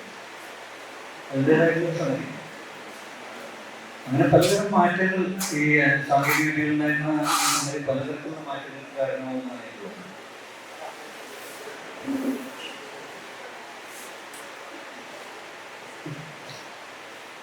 സത്യത്തിൽ സോഷ്യൽ മീഡിയ ആയിട്ട് എനിക്കുള്ള ഒരു ലവ് ഹേറ്റ് റിലേഷൻഷിപ്പാണ്. ഞാൻ സത്യത്തിൽ അതിൽ ആക്റ്റീവായിട്ട് ഇടപെടാൻ ശ്രമിക്കുകയും അപ്പൊ അതിൻ്റെ അസ്വസ്ഥത ഏറ്റുവാങ്ങുകയും ചെയ്യുന്ന ഒരാളാണ്. കാരണം എന്ന് വെച്ചാൽ ഈ സാമൂഹ്യ മാധ്യമങ്ങളിൽ നടക്കുന്ന ചർച്ചകൾ തന്നെ ഞാൻ ഈ പ്രത്യേക സ്പേസിനെ പറ്റിയിട്ടുള്ള എനിക്ക് വരാൻ പറ്റും. ഒരു ചർച്ച നടക്കുകയാണെങ്കിൽ ഇപ്പൊ PF മാത്യൂസ് ഒരു സിനിമാറ്റിക് നോവൽ എന്ന് പറയുന്ന ഒരു സാഹിത്യ ജനസിനെ കുറിച്ച് അഭിപ്രായം പറയും. ആരാണ് ഞാൻ താഴെ കൗൺസിൽ കഴിഞ്ഞാൽ ഞെട്ടിപ്പോയി. വെറുതെ PF മാത്യൂസ് ആരാണെന്ന് ഈ ജനറേഷൻ അല്ലെങ്കിൽ ഇത് സോഷ്യൽ മീഡിയ നോക്കുന്നതൊക്കെ കുറെ പേർക്ക് അറിയില്ല എന്ന് പറയുന്നത് സത്യത്തിൽ ഞെട്ടിപ്പിക്കുന്ന കാര്യം. അല്ലെങ്കിൽ ഇപ്പൊ PK രാജശേഖരൻ കഴിഞ്ഞ ദിവസം രാജശേഖരൻ ഒരു അഭിപ്രായം പറഞ്ഞു. ശരി, വേറെ വിഷയം, വേറെ വിഷയം. അതൊക്കെ നമ്മുടെ സെൻസിറ്റിവിറ്റി വ്യത്യാസം. ഇത് ആരാണ് ഈ നോക്കിട്ട് ബാക്കിയുള്ളത് ഞാൻ പറയുന്നില്ല. ആ രീതിയിലുള്ള അധിക്ഷേപങ്ങളാണ്. നമ്മള് ഇതിലൊരു ഈ ഇത്തരത്തിലുള്ള മീഡിയയില് ഒരു സംഗതി പ്രസിദ്ധീകരിക്കാൻ സത്യത്തില് നമുക്ക് രണ്ടാമതൊന്ന് ആലോചിക്കേണ്ട ഒരു അവസ്ഥ. കാരണം സത്യത്തില് അതിന് മുമ്പ് തന്നെ 89 മുതൽ പ്രസിദ്ധീകരിക്കുന്നതാണ് കവിതകളാണ്. 89 തൊട്ട് അത് കവിതകൾ കേരളത്തിലെ എല്ലാ പ്രധാനപ്പെട്ട മാഗസിൻസിലും പ്രസിദ്ധീകരിക്കാറുണ്ട്. ഭാഷാ മലയാളം അങ്ങനെയുള്ള എല്ലാ എല്ലാ മാഗസിൻസിലും പ്രസിദ്ധീകരിക്കാറുണ്ട്. അപ്പൊ അങ്ങനെ പ്രസിദ്ധീകരിക്കുന്ന ഒരാൾക്ക് ഒരു പുതിയൊരു ഓപ്ഷൻ നിലയ്ക്ക് സത്യത്തിൽ ഞാൻ അവിടെ ശ്രമിച്ചതാണ്. ശ്രമിക്കുന്ന സമയത്ത് നമ്മുടെ പൂർവ്വകാലം കൂടി റദ്ദ് ചെയ്യപ്പെട്ടു. കാരണം വെച്ചാൽ നേരത്തെ എന്തെങ്കിലും ചെയ്തിട്ടുണ്ടോ ഇല്ലയോ എന്നൊന്നും അറിയില്ല. മാത്രമല്ല ഇതിനകത്ത് ചെയ്യുന്ന ഒരു എസ്തെറ്റിക് ലെവലിൽ ചെയ്യുന്ന സമയത്ത് തിരിച്ചറിയാവുന്ന ശേഷിയും വല്ലാതെ കുറവ് വരുന്നു. ഈ സോഷ്യൽ മീഡിയയിൽ എനിക്ക് ഒരു പരിഭവം. സോഷ്യൽ മീഡിയ ഇടപെട്ടുകൊണ്ട് തന്നെ നിങ്ങൾക്ക് ചോദിക്കാം, ഇങ്ങനെയൊക്കെ അറിയുന്നത് നിങ്ങൾ എന്തിനാണ് ഇതിനകത്ത് ഇടപെടുന്നത്? ഇതൊക്കെ അറിഞ്ഞുകൊണ്ട് തന്നെ എന്ത് ചെയ്യാം ഇതിനകത്ത് നിൽക്കുന്നത്. ഞാൻ ഈ പുസ്തകങ്ങളുടെ പരസ്യം ഇട്ടിട്ട് ഉണ്ടാകുന്ന തരത്തിലുള്ള ഒരു എഴുത്താളല്ല. പകരം പലതരത്തിലുള്ള പ്രശ്നങ്ങൾ വരുമ്പോഴേക്കും അതിനോടൊക്കെ പ്രതികരിച്ചുകൊണ്ടും നിരന്തരം സംഭവിച്ചുകൊണ്ടിരിക്കുന്ന അത്രയേറെ ജനാധിപത്യപരമായിട്ട് ഈ മീഡിയ നിലനിൽക്കുന്ന ആളാണ്. പക്ഷെ അതുകൊണ്ട് തന്നെയാണ് എൻ്റെ ഈ പരിഭവം പറഞ്ഞത്. ഒരു ശാസ്ത്രപരമായ ഒരു തലത്തിലേക്ക് ശ്രദ്ധ കേന്ദ്രീകരിക്കാത്ത ഒരു സമൂഹത്തിൽ നമുക്ക് കേരളത്തിലെ സാഹിത്യ കൃതികൾ അവരുടെ മുമ്പിലേക്ക് പ്രസിദ്ധീകരിക്കാൻ പറ്റില്ല. കാരണം എനിക്കിപ്പോഴും തോന്നുന്നത് പുസ്തകങ്ങൾ വായിക്കുന്നത് കൂടുതൽ പ്രിന്റ് മീഡിയയിൽ വരുന്ന ആൾക്കാർ തന്നെയാണ്. പ്രിന്റ് മീഡിയയിൽ റിപ്പോർട്ട് തന്നെയാണ് അതിൻ്റെ പേഴ്സണൽ അനുഭവം. വേറെ ജനറലൈസ് ചെയ്തത് പേഴ്സണൽ അനുഭവത്തിൽ ഇപ്പോഴും അതെ. നമുക്ക് ഇപ്പോൾ എൻ്റെ കവിതകൾ ആദ്യത്തെ സമാഹാരം നോക്കിയാൽ സാമാന്യം 1000 രൂപ ആദ്യം ഇറങ്ങിയ സമാഹാരമാണ്. സോഷ്യൽ മീഡിയ അതിനെക്കുറിച്ചുള്ള ചർച്ചയൊന്നും കണ്ടില്ല. പക്ഷേ 3 മാസം കഴിഞ്ഞപ്പോൾ തന്നെ 2ാം പതിപ്പ് പുസ്തക പ്രസാധകർ അച്ചടിച്ചു. അതിന്റെ അർത്ഥം എന്താണ്? ഇത് വായിക്കുന്ന ഒരു വലിയ സമൂഹം ഈ സോഷ്യൽ മീഡിയക്ക് പുറത്തേക്കുള്ളൂ. ചർച്ച ചെയ്യുന്ന സ്ഥലം എന്നൊക്കെ പറയുന്നത് ഇത് വളരെ പെരിഫറലായിട്ട് എനിക്ക് അടുത്ത കാലത്ത് കൂടുതൽ പുറത്തേക്കാൻ തുടങ്ങിയ ഒരു സമയമാണ്. അതിൽ ഈ നോവൽ പോലുള്ള സംഗതി ഇതിനകത്ത് പ്രസിദ്ധീകരിക്കുന്ന ആലോചിക്കാനില്ല. കവിതയൊക്കെ വീണ്ടും നോക്കാം. കാരണം വെച്ചാൽ കുറച്ചു പേരെങ്കിലും ആ രീതിയിലത് വായിക്കുന്നത് പ്രതീക്ഷിക്കാം. പക്ഷേ എനിക്ക് സോഷ്യൽ മീഡിയയെ കുറിച്ച് അതിലുള്ള ഒരു പോസിറ്റീവ് കുറഞ്ഞു വരുന്നു. 2009 മുതൽ ഫേസ്ബുക്കിലും 2004 മുതൽ ഓർക്കുട്ടിലും ബ്ലോഗിലും അത്യാവശ്യം പ്രസൻസ് അറിയിച്ചിട്ടുണ്ട്. എനിക്കൊന്നും തൃപ്തി തരുന്നൊരു സംഗതിയായിട്ട് തോന്നിയിട്ടില്ല. നമ്മളതിനകത്തൊക്കെ ജനാധിപത്യമായിട്ട് നേരത്തെ പറഞ്ഞ പോലെ എന്തെങ്കിലും ഒരു ലേബറിന്റെ പുറത്തല്ല, അല്ലാതെ നമുക്ക് പ്രതികരിക്കാറുണ്ട്. ജീവിച്ചിരിക്കുന്ന മനുഷ്യൻ ഒരു പൗരൻ ഉള്ള രീതിയിലാണ് ഞാൻ ഈ മാധ്യമങ്ങൾ ഉപയോഗിക്കുന്നത്. തീർച്ചയായിട്ടും ഇപ്പോഴും ആ രീതിയിലാണ് ഇപ്പോഴും സോഷ്യൽ മീഡിയ ഉപയോഗിക്കുന്നത്. ഇന്നൊന്ന് അശോകരുടെ അതുപോലെ തന്നെയാണ്. എന്നെപ്പോലെ ഞാൻ പറഞ്ഞത് ഒരു പൗരൻ എന്നുള്ളതായിട്ടുള്ള സംഘർഷങ്ങളും അല്ലെങ്കിൽ അത്തരത്തിലുള്ള രാഷ്ട്രീയ നിലപാടുകളും ഒക്കെ വ്യക്തമാക്കാനായിട്ടാണ് അദ്ദേഹവും ഈ സോഷ്യൽ മീഡിയ ഉപയോഗിക്കുന്നത്. പുസ്തകങ്ങൾ വരുന്നത് കൂടുതൽ പ്രിന്റ് മീഡിയ തന്നെയാണ്. എന്നെ സംബന്ധിച്ച് ഞാൻ ഇത് കവിതകൾ ചിലപ്പോഴൊക്കെ ഫേസ്ബുക്ക് പോലുള്ള സ്ഥലത്ത് കിട്ടുന്നുണ്ട്. പക്ഷേ പുസ്തകമായിട്ട് എന്തെങ്കിലും പ്രസിദ്ധീകരിക്കുകയാണെങ്കിൽ, ഇത് നോവൽ പോലുള്ള സംഗതി പ്രസിദ്ധീകരിക്കുകയാണെങ്കിൽ തീർച്ചയായിട്ടും അത് പുസ്തകമായിട്ട് തന്നെ വേണമെന്ന് തന്നെയാണ് എൻ്റെ അഭിപ്രായം. അതൊക്കെയുള്ള നമ്മൾ അത്രയേറെ ജനാധിപത്യവാദികളാണ്. എഴുത്തിലെ കാര്യങ്ങളൊന്നും മാറ്റി ഒരു ഏകയായിട്ടൊരു എസ്തറ്റിക്സിൻ്റെ കാര്യത്തിലൊരു ജനാധിപത്യവാദിയാണ്. ഓരോ ടേസ്റ്റ് ആയിക്കോട്ടെ. പക്ഷേ ടേസ്റ്റിന്റെ കാര്യത്തിൽ ഒരു തലം, ഒരു ഉയർന്ന തലം തീർച്ചയായിട്ടും എഴുത്തിൽ ഓരോരുത്തർ ഞാൻ എഴുതുന്ന സമയത്ത് അതാണ് അഡ്രസ് ചെയ്യുന്നത്. അതുകൊണ്ടാണ് ഞാൻ പറയുന്നത്. ഇപ്പോൾ ഏതെങ്കിലും ഒരു കഥ അല്ലെങ്കിൽ നോവൽ എഴുതുന്ന സമയത്ത് അതെന്താണ് എസ്തറ്റിക്കലി നല്ലതായിരിക്കണം എന്ന് പറയുന്ന സംഗതി തീർച്ചയായിട്ടും എഴുത്തുകാരെ സംബന്ധിച്ച് പ്രധാനപ്പെട്ട സംഗതിയാണ്. അതില്ലാതെ വേറെ ഏതെങ്കിലും തരത്തിലുള്ള ലൈഫിനെ ആവിഷ്കരിക്കുക എന്നുള്ള സാഹചര്യം മാത്രമല്ല എഴുത്ത് നിൽക്കുന്നത്. പലപ്പോഴും അങ്ങനെ വിചാരിക്കും. പക്ഷേ എപ്പോഴും നിരന്തരം ഈ കൗശലപൂർവ്വം അത് ആവർത്തിക്കാറുള്ള സംഭവം. ഞാൻ പോപ്പുലർ നോവലിസ്റ്റുകൾ പറയുന്നു, ഞാൻ സാധാരണക്കാർക്ക് വേണ്ടി എഴുതുന്നു, ഞാൻ എഴുതിയില്ലെങ്കിൽ ഇവരെങ്ങനെയാണ് ഈ വായനയിലേക്ക് വരിക എന്നുള്ളത് ഒന്നുമില്ല. അങ്ങനെയുള്ള നിർദ്ധാരണമില്ല. അവരല്ലെങ്കിൽ അവരെ വായനയിലേക്ക് അവർക്ക് വരാതിരിക്കാൻ പറ്റില്ല. അവരെ ഈ മികച്ച സൗന്ദര്യശാസ്ത്ര ശിക്ഷണം ആവശ്യമുള്ള മേഖലയിലേക്ക് പ്രവേശിക്കുന്നതിൽ നിന്ന് തടയുന്ന ഘടകം പോലും ഈ പറഞ്ഞ തരത്തിലുള്ള ഈ ലാവണ്യശാസ്ത്രമുള്ള ശ്രദ്ധയില്ലാതെ രചിക്കപ്പെട്ട കൃതികളാണെന്ന് ഞാൻ പറയും. അത് പറയേണ്ട ഒരു കാലമായി അതുകൊണ്ട് പറയും. അതിനാണ് പറയുന്നത്. പകരം ഒരു വിപണിയിൽ യുക്തി മാത്രം പ്രയോഗിച്ചുകൊണ്ട് എല്ലാവർക്കും ഒരുപോലെയാണ് ഏതാണ് ഏറ്റവും വിട്ടുപോകുന്നത് എന്നുള്ളതാണ് ഒരു ക്രൈറ്റീരിയ. എസ്തറ്റിക് ക്രൈറ്റീരിയ ഏറ്റവും വിറ്റുപോകുന്ന എന്താ എന്നുള്ളതാണ്. അതുപോലെ ഞാൻ ഈ ഒരു ഇതുപോലുള്ള സംസ്ഥ സംസാരിച്ച് വിവാദം ഉണ്ടാകാൻ സാധ്യതയുള്ള സംഗതി എന്താണ് മാധ്യമങ്ങൾ ശ്രദ്ധിക്കും. ഞാനിപ്പോൾ ഏതെങ്കിലും എഴുത്തുകാരെ എടുത്ത് അവരെ കുറിച്ച് എന്തെങ്കിലും വിവാദപരമായ ആരെങ്കിലും വർത്തമാനം പറഞ്ഞാൽ അതായിരിക്കും സോഷ്യൽ മീഡിയ നാളെ എടുത്തു കൊടുക്കുക. അതിൻ്റെ പുറത്തായിരിക്കും നാളത്തെ ഡിസ്കഷൻ കൂടെ. ഞാൻ പറഞ്ഞാൽ ഒരാൾ എഴുതുമ്പോഴത്തെ കൺസേണും ഇത് വായിക്കുന്ന ആളുകളുടെ കൺസേണും നമ്മൾ തരുന്ന ഒരു വലിയ ആ ഒരു എന്താ പറയുക സംഘർഷത്തെ കുറിച്ചാണ്. ഇപ്പോൾ ഒരു ഉദാഹരണം അൻവർ അബ്ദുള്ള നമ്മുടെ ക്യാമ്പസിൽ നിന്നുള്ള അല്ലെങ്കിൽ നിങ്ങൾ തന്നെ അധ്യാപകർ. അൻവറിനെ എനിക്ക് എൻ്റെ വളരെ ചെറുപ്പം അറിയുന്ന ഡിഗ്രിക്ക് പഠിക്കുന്ന സമയത്ത് അറിയുന്ന ആളാണ്. അൻവർ എഴുതിയുള്ള കഥകൾ പറഞ്ഞാൽ ഇപ്പോൾ എന്താണ് മാതൃഭാഷ ഡിഗ്രി പഠിക്കുന്ന സമയത്താണ് മാതൃഭാഷ ഒരു കഥ കുടുംബ പ്രശ്നങ്ങൾ. അതിനുശേഷം ധാരാളം കഥകൾ എഴുതുന്നു, നോവലുകൾ എഴുതുന്നു. അനുപമിക്ക് പോലെ ഉത്സവം വയ്ക്കുന്നത് ദൈവം എന്ന പോലെ നോവൽ എഴുതുന്നു. അതിനുശേഷം ഗതി എന്ന് പറഞ്ഞ നോവൽ എഴുതുന്നു. ഇത്തരത്തിലുള്ള നോവലുകൾക്കല്ല അതിന് പകരം എനിക്ക് വിയോജിപ്പുള്ള അതിനകത്ത് ചെയ്യേണ്ട കാര്യമില്ല എനിക്ക് തോന്നിയിട്ടുള്ള ഇത്തരത്തിലുള്ള നോവലുകൾ. ഈ ജനപ്രിയ സിനിമകളെയും അതിന്റെ കഥാപാത്രങ്ങളെ അടിസ്ഥാനപ്പെടുത്തിയിട്ടുള്ള നോവലുകൾ ധാരാളം അനുഭവം എഴുതുന്നു. അപ്പോൾ പ്രധാനപ്പെട്ട അറിയപ്പെടുന്ന എഴുത്തുകാരും കൂടിയാണ്. ഇതുപോലെ അറിയുന്നവരുണ്ട്. അതുകൊണ്ട് ഞാൻ പറഞ്ഞു ഈ ഒരു എന്തുകൊണ്ട് അങ്ങനെ പോലുള്ള ആൾക്ക് ഈ പോപ്പുലർ നോവലുകൾ എന്ന് പറയുന്ന ഒരു ശാഖയിലേക്ക് പോകേണ്ടി വരുന്നു. എന്തുകൊണ്ട് ഈ ഗതി പോലെ റിപ്പബ്ലിക് പോലെ ഉത്സവ ദൈവം പോലെ ഒക്കെയുള്ള നോവലുകളിലോ അല്ലെങ്കിൽ അരികളിലെ അതൊക്കെ അങ്ങനെയൊക്കെയുള്ള നിരവധി കഥകളിൽ ഈ കുടുംബ പ്രശ്നങ്ങൾ പോലെ അത്തരം ആ സമയത്ത് കഥകളിലോ കിട്ടാതെ എന്തുകൊണ്ട് ഈ പോപ്പുലർ നോവലുകളിൽ ഒരു ഉണർവിലേക്ക് ആ ജനസിലേക്ക് അൻവറിനൊരാൾക്ക് എഴുതി വരുന്ന പ്രശ്നം. നമ്മളത് നോവലിസ്റ്റ് കവികളൊക്കെയുള്ള അവസ്ഥ കിട്ടിയിട്ട് ഇത് സെൻസിബിലിറ്റി ആയിട്ട് ബന്ധപ്പെട്ട ഒരു പ്രധാനപ്പെട്ട പ്രശ്നങ്ങളാണ് ഇത് അവതരിപ്പിക്കാനാണ് എനിക്ക് തോന്നുന്നത്. ഇതിൻ്റെ ഏറ്റവും പ്രധാനപ്പെട്ട എനിക്ക് തോന്നുന്നത് ഈ സോഷ്യൽ മീഡിയയുടെ ഒരുതരം അലംഭാവം എന്ന് പറയുന്നത് ഒരു സംഭവം തന്നെയാണ്. അവർ ഈ എസ്തറ്റിക് ആയിട്ടുള്ള ഒരു തലത്തെ അഡ്രസ് ചെയ്യുന്നില്ല. പകരം എപ്പോഴും സോഷ്യോ പൊളിറ്റിക്കൽ കൾച്ചറൽ ലെവലിൽ മാത്രമാണ്.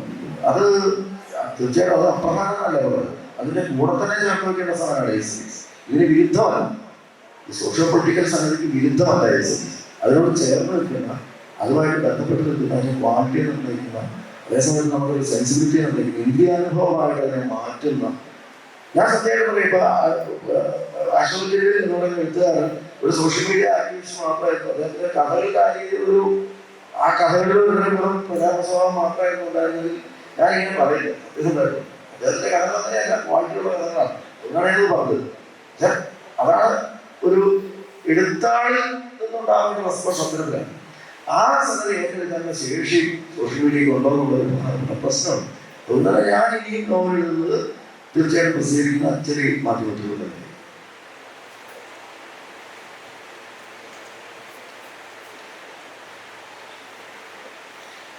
സോഷ്യൽ മീഡിയയിൽ എഴുതുന്നത് ധാരാളം എഴുതുന്നത്, കഥകൾ വരുന്നുണ്ട്, കവിതകൾ വരുന്നുണ്ട്.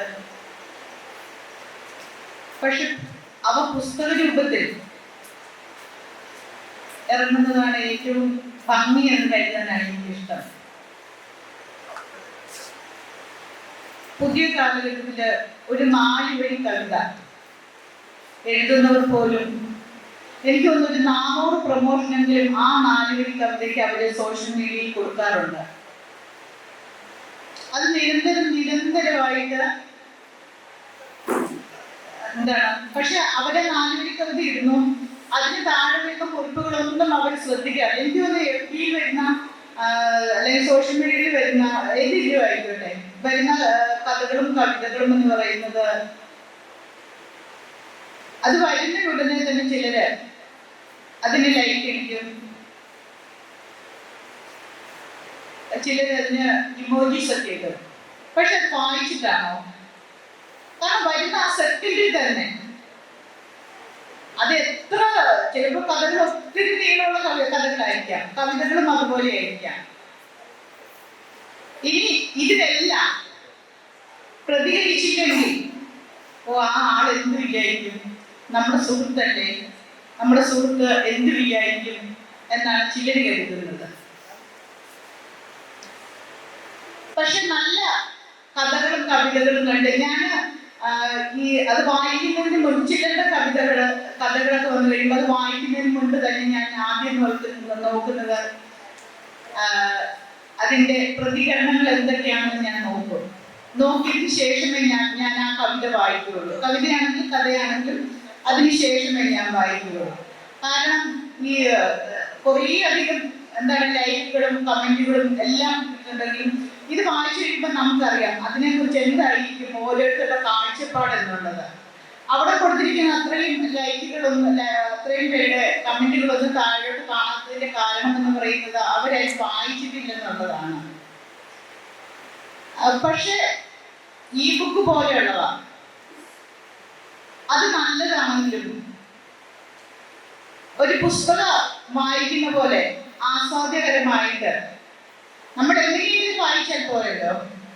നമുക്ക് വായിച്ചതിന് ശേഷം എന്നെ സംബന്ധിച്ച് പറയുന്നത് എനിക്ക് പെട്ടെന്നൊന്നും ഞാനൊരു പുസ്തകം വായിച്ച് മനസ്സിലാക്കി എടുക്കുന്ന ആളല്ല. എനിക്കൊരു 3 തവണയെങ്കിലും വായിച്ചെങ്കിൽ മാത്രമേ ആ പുസ്തകത്തെ കുറിച്ചൊരു 85% ഇങ്ങനെ ഓർമ്മയിൽ നിൽക്കുകയുള്ളൂ. പിന്നീട് കുറെ കാലങ്ങൾക്ക് ശേഷം ആദ്യം വായിച്ചവ മറന്നു പോകും. പിന്നീട് എപ്പോഴെങ്കിലും ഞാൻ അതായത് എൻ്റെ ജീവിതവുമായിട്ട് ബന്ധപ്പെട്ട കാരണം എന്തെന്ന് വെച്ചിട്ടുണ്ടെങ്കിൽ എന്നെ സംബന്ധിച്ചിടത്തോളം ഞാൻ വലിയൊരു സൊല്യൂഷൻ പ്രശ്നങ്ങൾക്ക് കണ്ടെത്തുന്നത് പുസ്തക വായനയിലൂടെയാണ്. കാരണം നമുക്ക് പെട്ടെന്ന് അതിൽ നിന്ന് നമുക്ക് തരണം ചെയ്യാൻ പറ്റും. ആ സമയത്ത് ഈ സോഷ്യൽ മീഡിയ ഒന്നും സോഷ്യൽ മീഡിയ വഴിയുള്ള വായനയൊന്നും എനിക്ക് ഇഷ്ടമില്ല. അതിന് പുസ്തകങ്ങൾ തന്നെ വായിക്കണം എന്നുള്ള ആളാണ്. അപ്പം കുറെ കാലങ്ങൾക്ക് ശേഷം മറന്നു പോയി കഴിയുമ്പോൾ പെട്ടെന്നാണ് ഞാൻ ഓർക്കുന്നത്, എനിക്ക് അല്ലെങ്കിൽ മറ്റാരെങ്കിലും പറഞ്ഞു ഇന്ന പുസ്തകത്തിൽ അങ്ങനെ ഒരു സംഭവം ഉണ്ടല്ലോ, അതെവിടെയാണ്? അപ്പൊ ഞാൻ ഓടിച്ചെന്ന് ആദ്യം തപ്പി എടുക്കുന്നത് ഞാൻ വായിച്ച് വെച്ചിട്ടുള്ള കണ്ടുപിടിക്കാനൊക്കെ ബുദ്ധിമുട്ടായിരിക്കും, കാരണം അതെവിടെയാണെന്നുള്ളത്. അപ്പൊ ഞാൻ കുറെ പേര് വായിച്ചതിന് ശേഷം വീണ്ടും കുറെ പേര് അങ്ങനെ ഇങ്ങനെ നോക്കിയാണ് ഞാനത് കണ്ടുപിടിക്കുന്നത്. അതുകൊണ്ട് തന്നെ സോഷ്യൽ മീഡിയ വഴിയുള്ള എഴുത്തുകളോട് എനിക്ക് യോജിക്കാൻ കഴിയില്ല. കാരണം നമ്മുടെ പുതിയ തലമുറ സോഷ്യൽ മീഡിയ ഇഷ്ടപ്പെടുമ്പോൾ പോലും പുതുതലമുറയുടെ ഏറ്റവും വലിയൊരു പ്രശ്നമായിട്ട് ഞാൻ കാണുന്നത് വായന എന്ന് പറയുന്നത് ഇല്ലാത്തതിന്റെ ഒരു കുറവ് നല്ല രീതിയിലുണ്ട്. അതോടൊപ്പം തന്നെ അവരുടെ പ്രശ്നങ്ങളിൽ നിന്ന് അവർക്ക് കരകയറാൻ കഴിയാത്തതും വായന പോലെയുള്ള അല്ലെങ്കിൽ അവരുടെ മനസ്സിന് സന്തോഷം സൃഷ്ടിക്കുന്ന കാര്യങ്ങളിലോട്ടൊന്നും അവർ തിരിയാത്തത് കൊണ്ടാണത്. അവരെ സംബന്ധിച്ച് അതൊന്നും ഇല്ല. ഒരു മൊബൈൽ ഫോൺ കിട്ടുകയാണെങ്കിൽ അല്ലെങ്കിൽ ഫോണില് ഈ മീഡിയ ആണെങ്കിലും അതിനകത്തുള്ള ബാക്കി എന്താണ് ഇപ്പൊ റീൽസ് അവയൊക്കെ കണ്ടാണ് അവര് ഗെയിമുകളൊക്കെ കളിച്ച് സമയം പോവുകയാണ് ചെയ്യുന്നത്. അല്ലാതെ ഈ വായന എന്ന് പറയുന്നത് ഒരു 40-45 വയസ്സിന് ശേഷം അവർക്ക് ഈ സോഷ്യൽ മീഡിയ വായിക്കുന്നതിനായിട്ട് ഉപയോഗിക്കുന്നുണ്ടായിരിക്കും. അതിനകത്ത് വരുന്ന നല്ല നല്ല ഇതില്ല. പക്ഷെ പുതിയ തലമുറയെ സംബന്ധിച്ച് അവരിത് പ്രയോജനപ്പെടുത്തുന്നുണ്ടോ? വേണ്ട രീതിയിൽ ഈ സോഷ്യൽ മീഡിയ പ്രയോജനപ്പെടുത്തുന്നില്ല. വേണ്ട രീതിയിൽ പ്രയോജനപ്പെടുത്തിയാൽ ശരിയാണ്. സോഷ്യൽ മീഡിയ വഴി നമുക്ക് സോഷ്യൽ മീഡിയ വഴിയുള്ള വായനകൾ നമുക്ക് എത്രമാത്രം പ്രയോജനപ്രദമാണ് എന്നതിന് നമുക്ക് തിരിച്ചറിയാൻ കഴിയും. പക്ഷെ അത് പ്രയോജനപ്പെടുത്തുന്നില്ലാത്തിടത്തോളം കാലം ആ ഒരു വായനയിലേക്ക് പുതിയ തലമുറയെ നമുക്ക് എത്തിക്കാനായിട്ട് കഴിയത്തില്ല. പുതിയ തലമുറയിലെ വായനക്കാരുടെ എണ്ണം ഇപ്പം മതസർവന്റെ വായനക്കാരുടെ എണ്ണം നല്ല രീതിയിൽ കൂടിയിട്ടുണ്ട്. കാരണം പുസ്തകം മേടിച്ച് വായിക്കുന്നവരുടെ എണ്ണവും വലിയ രീതിയിൽ കൂടിയിട്ടുണ്ട്. എങ്കിലും ഇപ്പോഴും സോഷ്യൽ മീഡിയ വഴിയുള്ള വായന പുതിയ തലമുറയിൽ അത്രയധികം കടന്നു ചെന്നിട്ടില്ല. അതുകൊണ്ട് തന്നെ എനിക്ക് തോന്നുന്നു സോഷ്യൽ മീഡിയ വഴിയുള്ള ഈ വായനാ ലോകം എന്ന് പറയുന്നത് അത് കാലഘട്ടത്തെ അനുസരിച്ച് അവരുടെ പ്രായത്തെ അനുസരിച്ച് ആവും ഏറ്റവും അങ്ങനെ തരംതിരിക്കേണ്ടി വരും. ആ സോഷ്യൽ മീഡിയ വഴിയുള്ള വായനയും എഴുത്തിനുമുണ്ട് അങ്ങനെ. അത് എഴുതി കാണുന്നതും അത് പുസ്തക രൂപത്തിൽ കാണുന്നതും തന്നെയാണ് ഏറ്റവും നല്ലത് എന്നാണ് എനിക്ക് അഭിപ്രായം. സോഷ്യൽ മീഡിയയെ സംബന്ധിച്ച് ഒരു സമ്മിശ്ര പ്രതികരണം ഉള്ള രീതിയിൽ സമർപ്പിക്കുകയാണ്. പല രീതിയിൽ മെച്ചങ്ങളുണ്ട്, പ്രശ്നങ്ങളാണ് കൂടുതൽ എന്നുള്ളൊരു അഭിപ്രായത്തിലേക്കാണ് മൂന്നുപേരും സംസാരിച്ചെത്തിയത്. കേൾക്കുന്നില്ല അല്ലേ? അതായത്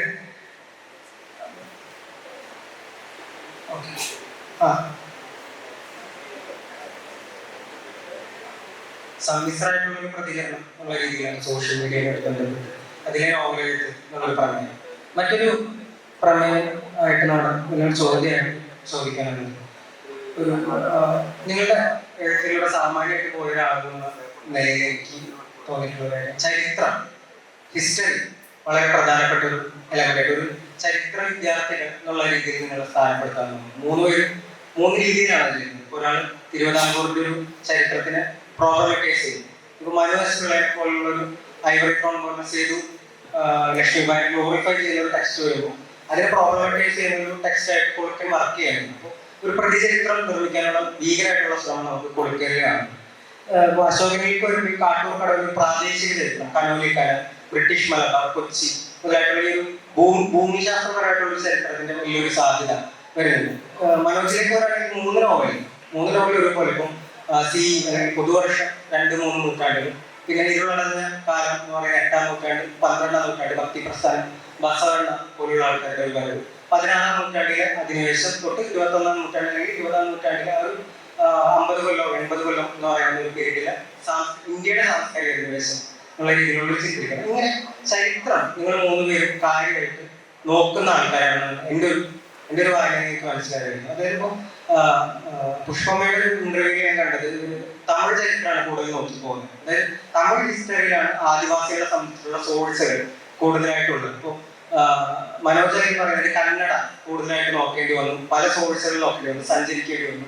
ഇപ്പോൾ പ്രാദേശിക ചരിത്രത്തിലായാലും കഥകൾക്ക്, മിത്ത്, വാമൊഴി പോലുള്ള കാര്യങ്ങൾക്ക് അശോകന് കൂടുതലായിട്ട് ആ രീതിയിൽ പറയുന്നത്. അപ്പൊ ഈ ഒരു ചരിത്ര വിദ്യാർത്ഥികൾ നോവൽ ഒരു ചരിത്ര വിദ്യാർത്ഥിയുടെ പക്ഷത്ത് നിന്ന് എങ്ങനെയാണ് മനസ്സിലാക്കുന്നത്? ഒരു ചരിത്രം എന്നുള്ളത് പ്രതിചരിത്ര നിർമ്മാണം. അപ്പൊ ഉപസംസ്കാരങ്ങളെ കുറിച്ച് പറയാനുണ്ട്, സബ് കൾച്ചർ, പോപ്പ് മ്യൂസിക്കിനെ കുറിച്ചൊക്കെ പറയുന്ന സമയത്തായാലും ഈ ഉപസംസ്കാരം എന്ന് പറയുന്നത് ഭയങ്കര രീതിയിൽ പ്രശ്നവൽക്കരിക്കുന്നുണ്ട്. അതിനൊരു ആദർശമായിട്ട് കാണില്ല, മറിച്ച് ഇങ്ങനെ ഒരു ഉപസംസ്കാരം ഇപ്പൊ ഹംഗറി ലിസ്റ്റ് മൂവ്മെന്റ് പോലുള്ള ബംഗാളിലുള്ള മൂവ്മെന്റുകളെ കുറിച്ചൊക്കെ പറയുന്നത്. ഇതിനൊക്കെ ഒന്ന് കണ്ണു ചേർത്തുകൊണ്ട് നിങ്ങളുടെ നോവൽ എഴുത്തുകളിൽ ചരിത്രം എങ്ങനെയാണ് വർക്ക് ചെയ്യുന്നത്?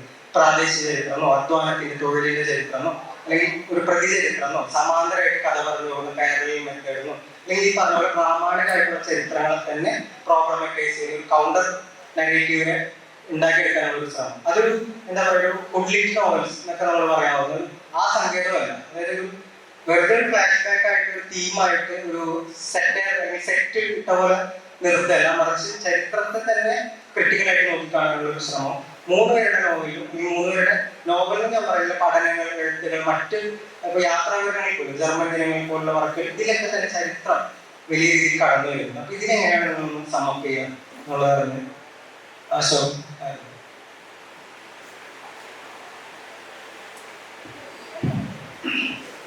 വളരെ പ്രധാനപ്പെട്ട ഒരു സംഗതിയാണ്. കാരണം ചരിത്രവുമായി നോവലിന് വലിയ ബന്ധമുണ്ട്. നമ്മുടെ പറഞ്ഞിട്ടുള്ള കാര്യമാണ്, നമ്മൾ പഠിക്കപ്പെട്ടുള്ള കാര്യമാണ്. നമുക്കുള്ള ചരിത്രത്തെ പഠിക്കാൻ നോവലിനെ ഉപയോഗപ്പെടുത്താം, നോവലിനെ പഠിക്കാൻ ചരിത്രത്തെ ഉപയോഗപ്പെടുത്താം. ഇപ്പോൾ പലപ്പോഴും നമ്മുടെ രചനയിൽ, നോവലിൻ്റെ രചനയിൽ ചരിത്രം കടന്നു വരുന്നത് ചില നോവലുകൾ, ചരിത്ര നോവലുകളുണ്ട്. അത് ആ ചരിത്ര കാലഘട്ടത്തെ കൃത്യമായി അപഗ്രഥനം ചെയ്യണമെന്നും അതിൽ നോവലിസ്റ്റിൻ്റെ ഒരു ഇടപെടൽ ആവശ്യമുണ്ട്, ഒരു സർഗാത്മക ഇടപെടലുടെ ആവശ്യമുണ്ട്. അല്ലെങ്കിൽ ഒരു നോവൽ എന്നുള്ള നിലയ്ക്ക് ഒരു വായന ആ ചരിത്ര ഘട്ടത്തിന് ആവശ്യമുണ്ടെന്നുള്ള നിലയ്ക്കാണ് ചരിത്ര നോവലുകൾ. മലയാളത്തിൽ വളരെ പ്രധാനപ്പെട്ട അല്ലെങ്കിൽ വിസ്മയകരമായിട്ടുള്ള നോവലുകൾ മാർത്താണ്ഡവർമ്മ, മലയാളത്തിലെ നോവലുകളുണ്ട്. സാധാരണ നോവലുകളിൽ ചരിത്രം നടന്നു വരുന്നത് അതിലെ കഥാപാത്രങ്ങളെ ആവിഷ്കരിക്കപ്പെടുന്ന സന്ദർഭങ്ങളുടെ ഒരു പിൻബലം എന്നുള്ളത്. പിന്നെ കാട്ടുകടവ് എന്ന് പറഞ്ഞ നോവല് എഴുതുമ്പോൾ അതിൽ ചരിത്രത്തെ അടയാളപ്പെടുത്തണം എന്നുള്ളൊരു കൃത്യമായ ഉദ്ദേശത്തോടു കൂടി എഴുതിയത്. പക്ഷെ അത് ചരിത്രം കണ്ടു വരും. കാരണം എന്ന് വെച്ച് കഴിഞ്ഞാൽ പിന്നെ ഈ കാട്ടുകടവ് എന്ന് പറഞ്ഞ ഗ്രാമം അതിൻ്റെ സമകാലീന അവസ്ഥയെ വെച്ച് പരിശോധിക്കാൻ രണ്ട് മൂന്ന് കഥാപാത്രങ്ങളാണ് ഇത് വരുന്നത്. സമകാലികരാണ്. ഈ സമകാലികരുടെ ജീവിത വ്യാപാരങ്ങൾ, അവരുടെ മനോഗതികൾ, അവരുടെ സ്വഭാവങ്ങൾ, പ്രധാനമായും അതിൽ നായകമായ കഥാപാത്രമായി വരുന്ന ഒരു വ്യക്തിയുടെ അരാജക സ്വഭാവം, സാമൂഹ്യ വിരുദ്ധത, ഇത്തരം കാര്യങ്ങളൊക്കെ അപഗ്രഥിക്കുമ്പോൾ നമുക്ക് കൃത്യമായിട്ട് അറിയാമല്ലോ അതൊരു വ്യക്തി, അയാൾ ആ വ്യക്തി എന്നുള്ളതൊക്കെ അയാളെ ബാധിക്കുന്ന ഒരു വിഷയം അല്ല. അയാൾ ഉണ്ടാക്കിയെടുത്തൊരു സംഗതിയല്ല അയാളുടെ ഈ ബോധങ്ങൾ. സാമൂഹ്യ വിരുദ്ധതയായാലും മറ്റു സംഗതികളായാലും അയാളൊരു വ്യക്തി ദൂഷ്യത. മറിച്ച് മറ്റെല്ലാ മനുഷ്യരെയും പോലെ നല്ലവരെന്ന് കരുതപ്പെടുന്ന മനുഷ്യരെ പോലെ തന്നെ അല്ലെങ്കിൽ വളരെ സാമൂഹ്യ ബോധമുണ്ട് എന്ന് കരുതപ്പെടുന്ന മനുഷ്യരെ പോലെ തന്നെ ഈ മനുഷ്യനെയും സൃഷ്ടിച്ചിട്ടുള്ളത് നമ്മുടെ സമൂഹമാണ്. നമ്മുടെ സമൂഹത്തിൻ്റെ കേരളത്തിൽ പറയുമ്പോൾ വളരെ നികൃഷ്ടമാണെന്ന് നമ്മൾ പറയുന്ന കേരളത്തിലെ നവോത്ഥാനം, അതുപോലെ തന്നെ പിന്നീടുന്ന തൊഴിലാളി മുന്നേറ്റങ്ങൾ, പുരോഗമന നിയമ നിർമ്മാണങ്ങൾ, ദേശീയ സമരം, അങ്ങനെയുള്ള സംഗതികളൊക്കെ തന്നെ നമ്മൾ അഭിമാനത്തോടുകൂടി പറയുന്നുണ്ട്. അതിൻ്റെ തന്നെ ഒരു പ്രൊഡക്റ്റാണല്ലോ ഇയാള് സാമൂഹ്യ വിരുദ്ധ സ്വഭാവം കാണിക്കുന്നു. മനുഷ്യന്മാരെയൊക്കെ അത്രയധികം ബന്ധമില്ല, മനുഷ്യനോടുള്ള വെറുപ്പാണ് അതിൻ്റെ അടിസ്ഥാന വികാരം എന്നുണ്ടെങ്കിൽ അതിനെ മറ്റുള്ളവരെ വെറുക്കുന്ന ഒരു മനുഷ്യൻ ഈ കേരളീയ സമൂഹത്തിലുണ്ടെങ്കിൽ, പുതിയ തലമുറയിലുണ്ടെങ്കിൽ, അയാളെ സൃഷ്ടിച്ചിട്ടുള്ളത് കേരളത്തിൻ്റെ ചരിത്രമാണ്. അപ്പം അതുകൊണ്ടാണ് അയാളെ മുൻനിർത്തിയാണ് എനിക്ക് കാട്ടുകടവിൻ്റെ പൊതുവെ കേരളത്തിൻ്റെ ആയാലും ചരിത്രത്തിലേക്ക് കടക്കേണ്ടി വന്നത്. ആ ചരിത്രത്തെ ഇയാളെ മുൻനിർത്തി നമ്മളെ വിമർശനാത്മകമായി പരിശോധിക്കും. അത് വേണ്ടി വരികയാണ്. അങ്ങനെയാണ് അവിടേക്ക് ചരിത്രം നടക്കുന്നത്. കാരണം സമകാലികമായ നോവലുകൾ, സമകാലിക ആ സംഭവങ്ങളെ മുഖ്യമായും അവതരിപ്പിക്കപ്പെടുന്ന നോവലുകളിൽ ചരിത്രം കടന്നു വന്ന് വരുന്നതിൻ്റെ ഒരു കാരണം തന്നെയാണ്. അത് ചരിത്രത്തിന് വലിയൊരു സംഭാവന നൽകും. ചരിത്രത്തിന് മാത്രമല്ല നമ്മുടെ സാമൂഹിക ജീവിതത്തിനും അത്തരത്തിലുള്ള പരിശോധന ഗുണകരമായിരിക്കും എന്നാണ് എനിക്ക് തോന്നുന്നത്. ഇപ്പോൾ കേരളത്തെ സംബന്ധിച്ചിടത്തോളം ഒരു ദൗർഭാഗ്യം എന്ന് പറയാവുന്നത് എന്ന് വെച്ച് കഴിഞ്ഞാൽ, കേരളീയർക്ക് ഒരു പൊതു സ്വഭാവം ഞാൻ കണ്ടിട്ടുള്ളതെന്ന് വെച്ച് കഴിഞ്ഞാൽ, ചരിത്രം രചിച്ച ജനതയാണ്, ചരിത്രം സൃഷ്ടിച്ച ജനതയാണ്. ഇന്ത്യയിലെ മറ്റ് സംസ്ഥാനങ്ങളെ ഉപേക്ഷിച്ച് പലതരത്തിലുള്ള മാറ്റങ്ങളൊക്കെ തുടക്കം കുറിച്ചൊരു സംസ്ഥാനമാണ്. നിരവധി പരിഷ്കാരങ്ങളൊക്കെ ഉണ്ടാക്കിയിട്ടുണ്ട്. ഏറ്റവും പ്രധാനമായിട്ട് നവോത്ഥാനം എന്ന് പറയുന്ന സംഗതി ഉണ്ടായി. അത് തന്നെ മറ്റ് സംസ്ഥാനങ്ങളിൽ നിന്ന് വ്യത്യസ്തമായി കീഴാണ് നവോത്ഥാനം ഏറ്റവും അടുത്തതിൽ നിന്നുണ്ടായി. ഇതൊക്കെ ചരിത്രം സൃഷ്ടിച്ച സംഭവമല്ലേ. പക്ഷെ ചരിത്രം സൃഷ്ടിച്ച ഈ ജനതയെ സംബന്ധിച്ചിടത്തോളം ഒരു പരാതിയുണ്ട്. ഒരു കാലഘട്ടത്തിൽ ചരിത്രം വസ്തുതകൾ സൂക്ഷിക്കുന്ന കാര്യം, ചരിത്രം രേഖപ്പെടുത്തുന്ന കാര്യം ഒരു നിലയ്ക്ക് ഒരു താല്പര്യവും പ്രകടിപ്പിക്കുന്നത് അതിപ്പോഴും ഇല്ല. ഇപ്പോൾ ഈ ഇന്റർനെറ്റ് മറ്റു സംഗതികളൊക്കെ വന്ന കാര്യം ഇതൊക്കെ രേഖപ്പെടുത്തപ്പെടുമായിരിക്കും. അതിൻ്റെ ഒരു വലിയ ദൗർഭാഗ്യം. കാരണം വലിയ വലിയ മുന്നേറ്റങ്ങളൊക്കെ നടന്നു പോവുകയും അതൊന്നും തന്നെ പുതിയ കാലഘട്ടത്തിലെ മനുഷ്യരുടെ ബോധതലങ്ങളിൽ വെറുതെ രജിസ്റ്റർ ചെയ്യില്ല. അതിനൊക്കെ അത്തരം മനുഷ്യാനുഭവങ്ങളെ കടന്നു പോകുന്ന മനുഷ്യരുടെ ജീവിതത്തേക്ക് തന്നെ സർഗാത്മകമായി അടയാളപ്പെടുത്തിയാൽ മാത്രമേ, അതൊരു സംസ്കാരമായിട്ട് പരിവർത്തനം ചെയ്താൽ മാത്രമേ പുതിയ മനുഷ്യന്റെ ബോധതലത്തിലേക്ക് നമുക്ക് പുതിയ കുട്ടികളൊന്നും കുറ്റം പറയാനില്ല. അവർക്ക് അതിൻ്റെ ഒന്നും ഒരു വെളിച്ചില്ല, അവരുടെ ഉൾക്കാഴ്ചയില്ല, അതിനൊരു സാഹചര്യം ഇല്ല എന്ന് പറയുമ്പോൾ നമുക്ക് അവർ മുസ്ലിമില്ല, അതിനു വേണ്ടി മാത്രം നമ്മളൊന്നും കേൾക്കില്ല. അപ്പൊ ഈ ഒരു സംഗതി സമകാലീന അവസ്ഥയെ മുൻനിർത്തി, കഥാപാത്രങ്ങളെ മുൻനിർത്തി, അവരുടെ സ്വഭാവത്തെ മുൻനിർത്തി അതിനെ സാധൂകരിക്കുന്ന അല്ലെങ്കിൽ അതിനെ അപഗ്രഹിക്കുന്ന തരത്തിൽ ചരിത്രത്തിലേക്ക് കടക്കുക എന്നുള്ളത് വളരെ പ്രധാനപ്പെട്ട ഒരു സംഗതിയാണ്.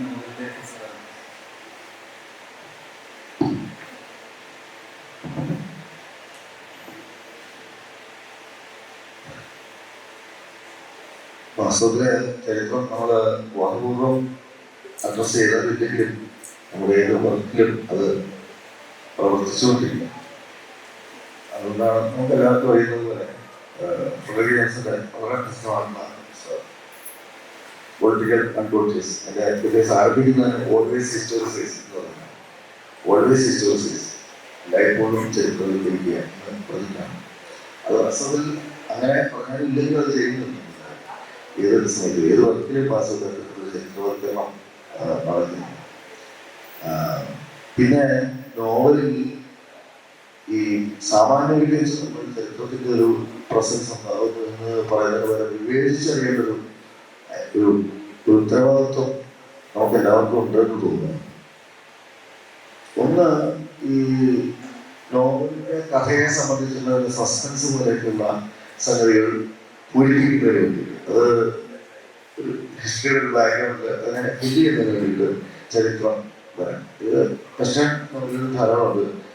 ഹിസ്റ്റോറിക്കൽ ഹൂ ഡൺ ഇറ്റ് എന്ന് പറയുന്നത്, ഹൂ ഡൺ ഇറ്റ് എന്ന് പറയുന്ന സംഭവം തന്നെ. ആരാണ് ചെയ്തത് എന്നുള്ള ഒരു സസ്പെൻസ് ചരിത്രത്തിന്റെ സാധ്യത ഉപയോഗിച്ചുകൊണ്ട് അതിന് പരിഹാരം കാണുക എന്ന് പറയുന്ന രീതി, ഹിസ്റ്റോറിക്കൽ ഹൂ ഡൺ ഇറ്റ് എന്നുള്ള രീതിയിലുള്ള നോവലുകൾ പാശ്ചാത്യ ലോകത്ത് ധാരാളം ഉണ്ടാകുന്നു. അവർക്ക് ചരിത്രത്തിൽ ഉത്തരവാദിത്വമില്ല, പകരം പ്ലേഫുൾ ആയിട്ടുള്ള സംഗതിയാണ്. നോവലിന്റെ ബാക്കി ഏത് ഘടകത്തെയും പോലെ വളരെ പ്ലേഫുൾ ആയിരിക്കാവുന്ന ഒരു സംഗതിയാണ് അവരെ സംബന്ധിച്ച് ചരിത്രം. അത് വായനക്കാരാണ് ആകാംക്ഷ ക്രിയേറ്റ് ചെയ്യുക, അതിനപ്പുറത്തേക്ക് അതിനൊരു കഥാവായനയുടെ ഒരു രസം പൂരിപ്പിക്കുക എന്നുള്ളത്, അല്ലെങ്കിൽ രസം കൂടുതൽ നൽകുക എന്നൊരു ധർമ്മം മാത്രമാണ് വാസ്തവത്തിൽ ചരിത്രം ഉണ്ടാക്കുന്നത്. ഒരു ഉദാഹരണം പറഞ്ഞൊരു ഡാവിഞ്ചിക്കോട്, എല്ലാവർക്കും പരിചിതമായ ഡാവിഞ്ചിക്കോടില് അതിന് തുടങ്ങുന്ന സമയത്ത് വലിയ ചില പ്രശ്നങ്ങളുണ്ടായിരിക്കും. ഒരു ഹിസ്റ്റോറിയൻ ഈ പ്രത്യേകിച്ച് മതസ്ഥാപനം ചെയ്യുന്നത് എന്ത്, അതിന്റെ ചില ഗൂഢാലോചനകൾ എന്ത് എന്നുള്ള സംഗതികളെ കുറിച്ച് അന്വേഷിക്കുന്ന ഒരു ഹിസ്റ്റോറിയൻ ഒരു സ്ഥലത്ത്. അതേസമയത്ത് ഇത്തരത്തിലുള്ള ഗൂഢാലോചനകൾ ചെയ്യുന്നു നമ്മൾ വിചാരിക്കും മതസ്ഥാപനം മതവശത്ത്. ഇങ്ങനെയൊക്കെ പോകുന്നത് അതിനൊക്കെയാണ് ഈ പറഞ്ഞ പലതരത്തിലുള്ള കോഡുകളിലൂടെ സഞ്ചരിക്കുക, ഓരോ കോഡും ബ്രേക്ക് ചെയ്തിട്ട് അവസാനം എത്തുന്ന മറ്റേ യേശുവിന്റെയും അബ്ദുൽ മകളാണ് അത്ര നേരം ഈ അന്വേഷണങ്ങൾ നടത്തിക്കൊണ്ടിരുന്ന പെൺകുട്ടി നമ്മൾ തിരിച്ചറിയുകയും ചെയ്യുക എന്ന് പറയുന്നൊരു സംഗതി. പക്ഷെ ഇത് അവസാനം വരുമ്പോഴേക്ക് ഈ ഹിസ്റ്റോറിയനകത്ത് വില്ലനാവുകയും ഈ പറഞ്ഞ മതസ്ഥാപനം അതുവരെ ഒരു വില്ലൻ സ്വഭാവത്തിൽ അവതരിപ്പിച്ചുകൊണ്ടിരുന്ന ഈ മതസ്ഥാപനത്തെ അവസാനത്തെ എന്താണ് വിശുദ്ധമായ സംഗതിയാക്കി മാറ്റി വെച്ചിട്ടുള്ള തന്ത്രപരമായ സംഗതി. മറുവശത്ത് ഈ ക്രിസ്തുവിന്റെയും മക്കളുടെയും കൂടി ആ സന്ത പരമ്പരയുടെ സമകാലിക ആയ അവശേഷിപ്പുള്ള ഒരു കഥാപാത്രത്തെ അവതരിപ്പിക്കുന്നതിലൂടെ ഉണ്ടാക്കുന്ന വംശീയ ആയിട്ടുള്ള പ്രശ്നങ്ങൾ വേറൊരു സ്ഥലത്ത്. ഇങ്ങനെ അത്തരത്തിലുള്ള സംഗതികളെക്കുറിച്ച് അധികം ബോധം ചെയ്യാതെ തങ്ങൾ ഈ സസ്പെൻസിന് വേണ്ടി ചെയ്യുന്നത് എന്താണ്, അതിലൊരു ഇമ്പാക്റ്റ് ഹിസ്റ്ററി ഇമ്പാക്ട് എന്താണെന്നുള്ളതിനെ കുറിച്ച് ബോധം ചെയ്യാതെ ആ കഥയുടെ രസത്തിന് വേണ്ടി മാത്രം ചിത്രം കൈകാര്യം ചെയ്യുന്ന നോവലുകൾ. പിന്നെ മുമ്പത്തെ മറ്റേ നോവലിന് അതൊരു സിരി വർക്കാണെന്നുള്ള രീതിയിൽ കൗതുകരമായ കാര്യമാണ്. ഈ ഡാൻജിഗോളിന്റെ ബ്ലർബ് എന്ന് പറയുന്നത് eco on steroids. Eco on steroids ആ ലഹരി പിടിച്ച മുമ്പത്തേക്കാണ് ഈ ഡാൻജിഗോൾ നറേറ്റ് ചെയ്യുന്നുള്ള രീതിയിലാണ് അതിന്റെ ബ്ലർബ് അവതരിപ്പിക്കുന്നത്. പക്ഷെ എക്കാര്യം തെറ്റ് ചെയ്യും. ഹിസ്റ്റോറിക്കൽ കൂടുതലുണ്ട് മറ്റുള്ള നോവലാണ്. കാരണം അതിനകത്ത് വേറെ പ്രത്യേക ഉത്തരവാദിത്വം രസിപ്പിക്കാതെ ഒരൊറ്റ സംഗതിയല്ലാതെ അതുണ്ടാക്കുന്ന സോഷ്യൽ ഇമ്പാക്റ്റിനെ കുറിച്ചോ അതുണ്ടാക്കുന്ന സാംസ്കാരികമായിട്ടുള്ള ഉത്കണ്ഠകളെ കുറിച്ചോ ഒന്നും ഓർമ്മേഷൻ ഇല്ലാത്ത ഒരു സംഗതിയാണ് അത്തരത്തിലുള്ള നോവലുകൾക്കുള്ളത്. ഇത്തരത്തിലുള്ള ചില നോവലുകളും മലയാളത്തിൽ ഉണ്ടാവുന്നു. പക്ഷെ വാസ്തവത്തിൽ നമുക്ക് ഒരു ആഗ്രഹം എന്ന് വെച്ചാൽ ഞാൻ സത്യത്തില് വ്യക്തിഗത സിദ്ധാന്തം പറയുന്നതിന് പകരം പേഴ്സണൽ സീരീസ് പറയാൻ വിചാരിക്കുക. 2000 ആണ്ട് ഈ മില്യനിയത്തിന്റെ തുടക്കത്തിൽ ഹൊഗേനെ വെച്ച് ഈ സേവനത്തിലുള്ള ഹൊഗേനെ വെച്ചിട്ട് മലയാളം തമിഴ് കവികളുടെ ഒരു മലയാളം തമിഴ് കവികളുടെ ഒരു കൂട്ടായ്മ നടത്തുന്നത്. ഈ മലയാളം തമിഴ് കവികളുടെ കൂട്ടായ്മ അതിന്റെ സംഘാടകനായിരുന്നത് മലയാളത്തിൽ തമിഴ് പ്രസിദ്ധനായിട്ട് എഴുതുകാരൻ ജയമോഹനാണ്. അപ്പോൾ ഞങ്ങൾ മലയാളത്തിൽ നിന്ന് ഒരു 5 പേരുണ്ടായിരുന്നത്. ഒന്ന് ജി പി രാജീവനാണ്, മറ്റൊന്ന് ലത്തനാരാണ്, പിന്നെ പി രാമൻ, പിന്നെ 4 പേര് ഞാനുണ്ടായിരുന്നു. അങ്ങനെ കുറച്ച് പേരുണ്ടായിരുന്നു. അപ്പോ ആ സദസ്സിൽ വെച്ചിട്ട് സദാസമയവും ഈ തമിഴ് മലയാള കമ്പാരിസൺ ഏത് സമയത്തും കിടന്നുകൊണ്ടിരിക്കുകയാണ്. കാരണം ഈ തമിഴിന് വലിയ പാരമ്പര്യമുണ്ട്. അത് 2000 വർഷം പഴക്കമുള്ള പാരമ്പര്യമാണ്. മലയാളത്തിന് വളരെ അടുത്ത കാലത്ത് മാത്രം ഒരു കാൽപ്പനിക പാരമ്പര്യം, അത് ചളിച്ച കാൽപ്പനികമാണ് ജയമോഹൻ പറയുക. അത്തരത്തിൽ ചളിച്ച കാൽപ്പനിക പാരമ്പര്യം മാത്രമാണ് മലയാളത്തിനുള്ളൊരു. അതിനപ്പുറത്തേക്കുള്ളൊരു ക്ലാസിക്കൽ ട്രഡീഷൻ മലയാളത്തിലില്ല. ഏറ്റവും രീതിയിലുള്ള സംഗതികൾ ആ ക്യാമ്പിൽ നിർണ്ണയിക്കപ്പെടുകയും ആ സമയത്തൊക്കെ ഈ സംഘകാല കൃതികളിൽ ഇത് പഴന്തമിഴ് കൃതികളിൽ നിന്നുള്ള നിരവധി വോട്ടുകളൊക്കെ ആയിട്ട് ഈ തമിഴ് കവികൾ എന്താണ് അവരുടെ ഒരു ക്രിയേഷൻ എന്ന് പറയുന്നത് അതിനെ ഹൈലൈറ്റ് ചെയ്ത് പറയുകയും ചെയ്തു. ഇത് കഴിഞ്ഞിട്ട് നമുക്കൊക്കെ ആ സംവിധാനങ്ങൾ അങ്ങനെ അന്വേഷിച്ചിട്ടൊന്നുമില്ല. അതുകൊണ്ട് അങ്ങനെ വേണ്ട രീതിയിൽ പ്രതികരിക്കാനുള്ള പറ്റില്ല. പക്ഷെ പിന്നീട് തിരിച്ചു വന്നിട്ട് എന്താണ് ഈ പഴന്തമിഴ് കൃതികൾ എന്ന് അന്വേഷിക്കാൻ തുടങ്ങിയപ്പോഴാണ് വാസ്തവത്തിൽ കേരളത്തിനും തമിഴ്നാടിനെ പൊതുവായിട്ടുള്ള ഒരു പരിധിയാണ്. അതാണ് തമിഴ്നാടിന് മാത്രമുള്ള സംഭവം. മലയാളത്തിനും തമിഴിനും മാത്രമായിട്ടുള്ള ഒരു അല്ലെങ്കിൽ മലയാളത്തിനോ തമിഴിനോ മാത്രം അവകാശപ്പെട്ട ഒരു സംഗതിയല്ല. പൊതുവായിട്ടുള്ള മാതൃകത്തിന്റെ ഒരു ഭാഗം. അപ്പൊ അതിലെ സംഭവിക്കുന്നത് ഉദാഹരണത്തിന് പണവേങ്കടം തേൻകുമരി ആരുടെ തമിഴ്ക്കൂർ എന്ന ഘടകത്തിൽ നിന്ന് തൊൽക്കാപ്യത്തിന്റെ ചെറുപ്പപ്പായിട്ട് അതിന്റെ ആമുഖത്തിൽ അതിന്റെ പ്രശസ്തി പദ്യത്തില് പരപ്പാന എന്നുള്ള കവി പറയുക. തൊട്ടക്കുള്ള സമകാലീനായിരുന്നു. അദ്ദേഹം പറയുകയാണ് വടവേങ്കടം തെൻകുമരി. വടക്ക് വേങ്കടമല്ല, തെക്ക് കുമരി എന്ന് പറഞ്ഞാൽ കന്യാകുമരി. വടക്ക് വേങ്കടമല്ല ഇപ്പൊ ആന്ധ്രയാണ്, പക്ഷെ തൊട്ടപ്പുറത്താണ്. ഈ ആന്ധ്രയിലെ വെങ്കടമല മുതൽ തെക്ക് കന്യാകുമാരി വരെയും അവരെ കിഴക്ക് പടിഞ്ഞാറ് പെരുങ്കടൽ അതിരുമായിട്ടുള്ള ദേശത്തെയാണ് തമിഴ്ക്കൂർ നല്ലുലകം. ഇതിനർത്ഥം വെച്ചാൽ പഴയ തമിഴകം ഇന്നത്തെ കേരളവും തമിഴ് പൂർണ്ണമായി ഉൾപ്പെടുന്ന പ്രദേശമാണ്. അങ്ങനെ നോക്കിയാൽ ഇന്നത്തെ കേരളത്തിന്റെയും ഇന്നത്തെ മലയാളത്തിന്റെയും ഇന്നത്തെ തമിഴിന്റെയും ഒരു പൊതുവായിട്ടുള്ള പൂർവ്വഭാഷയാണ് നമ്മൾ ഈ പറയുന്ന പഴന്തമിഴ് കൃതികൾ. നമ്മുടെ ആദ്യ കവി ആരാണെന്ന് ചോദിച്ചാൽ നമ്മൾ ചീരാമകവിയുണ്ട്. മലയാള സർവകലാശാല എടുത്തു പറയേണ്ടതുണ്ട്. നമ്മുടെ ആദ്യത്തെ കവി അറിയപ്പെടുന്ന ആദ്യത്തെ കവി ആരാണെന്ന് ചോദിച്ചാൽ ചീരാമകവി നമ്മൾ പറയും. നമുക്ക് പരണരെയോ കപിലരെയോ ഔവയാറയോ കാക്കൈപ്പാടിനെയോ അച്ചുള്ളയാരെയോ മാമൂലിനാരെയോ ഒന്നും നമുക്കറിയില്ല. 44 പെൺകവികൾ എഴുതിക്കൊണ്ടിരുന്ന കാലമാണ്. മലയാള സാഹിത്യത്തിൽ എത്ര പേരുണ്ട് പെൺകവികൾ? മലയാള സാഹിത്യത്തിൽ മുഴുവൻ എടുത്താൽ കാമേറ്റൂരിനോട് എടുത്തു കഴിഞ്ഞാൽ 19ാം നൂറ്റാണ്ടിൽ വരണം എന്നറിയപ്പെടുന്ന ഒരു പെൺകവിയേക്കാണ് അമ്പരപ്പിക്കുന്ന കാര്യം. ടിക്കറ്റ് തങ്കച്ചിയിലൂടെ ആണ് പിന്നീട് ഒരു പെൺകവിയെ നമുക്ക് കാണാൻ പറ്റുക. അത്രയും നാള് അദൃശ്യമാണ് സ്ത്രീകളുടെ സാന്നിധ്യം. സംഘകാലത്ത് അല്ലെങ്കിൽ ഈ പറയുന്ന പഴമക്കാർക്ക് എഴുതിയിരുന്ന 44 പെൺകവികളാണ്. ഈ കവികളുടെ പാരമ്പര്യം നമ്മൾ വേണ്ടെന്ന് വയ്ക്കുക. ഞാൻ പറഞ്ഞത് ചരിത്രം വാസ്തവത്തിൽ ആത്മവിശ്വാസങ്ങളുടെ പ്രശ്നം, അഹങ്കാരത്തിന്റെയോ അഭിമാനത്തിന്റെയോ പാരമ്പര്യ എന്താണ് ഈ തറവാടുന്ന പോഷണത്തെ പോലെ വൃത്തികെട്ട വേറൊന്നുമില്ലാന്ന് കവി പറയുന്നുണ്ട്. പക്ഷെ നേരത്തെ പോലെ അതേ കവിതയെ ചോദിക്കുന്ന വേറൊരു കാര്യമുണ്ട്.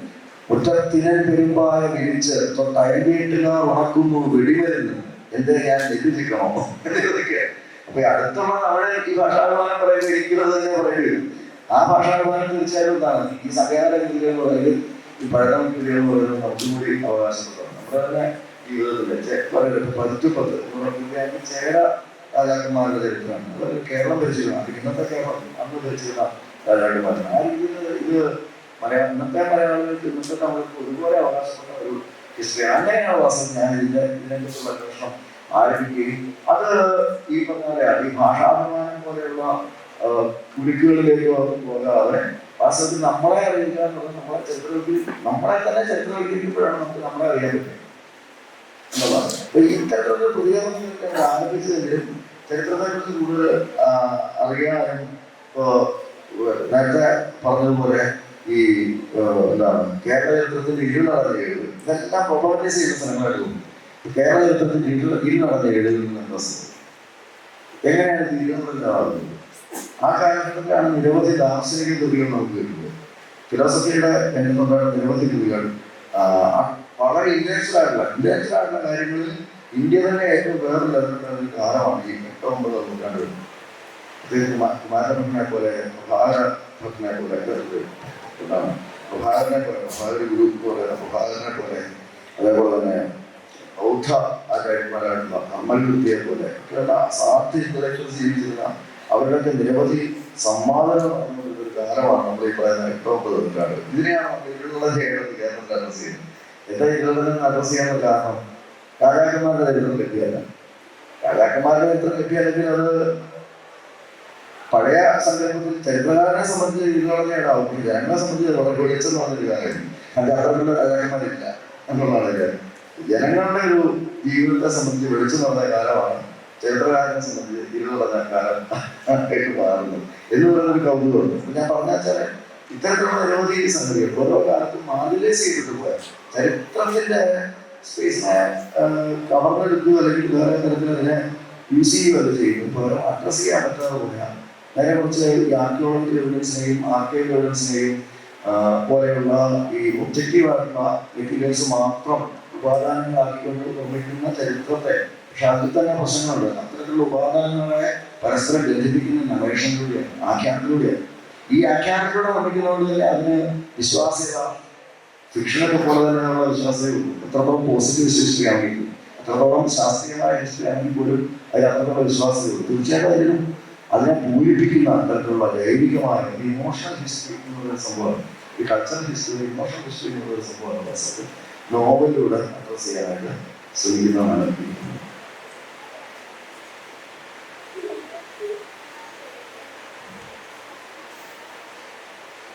ഈ കേരളത്തിൽ ഏകദേശം 36ഓളം ഗോത്രവിഭാഗങ്ങളുണ്ട്. ഇവയെ കുറിച്ചൊന്നും ആരും ഒരിക്കലും എവിടെയും രേഖപ്പെടുത്തി വെച്ചിട്ടൊന്നുമില്ല. പക്ഷെ ഇവയ്ക്ക് വാമൊഴി ചരിത്രം മാത്രമേ ഉള്ളൂ. കാലങ്ങളായിട്ട് പറഞ്ഞ് വരുന്ന ഒരു ചരിത്രം മാത്രം. കൊടുക്കൽ എന്ന് പറയുന്ന നോവൽ എഴുതുമ്പോൾ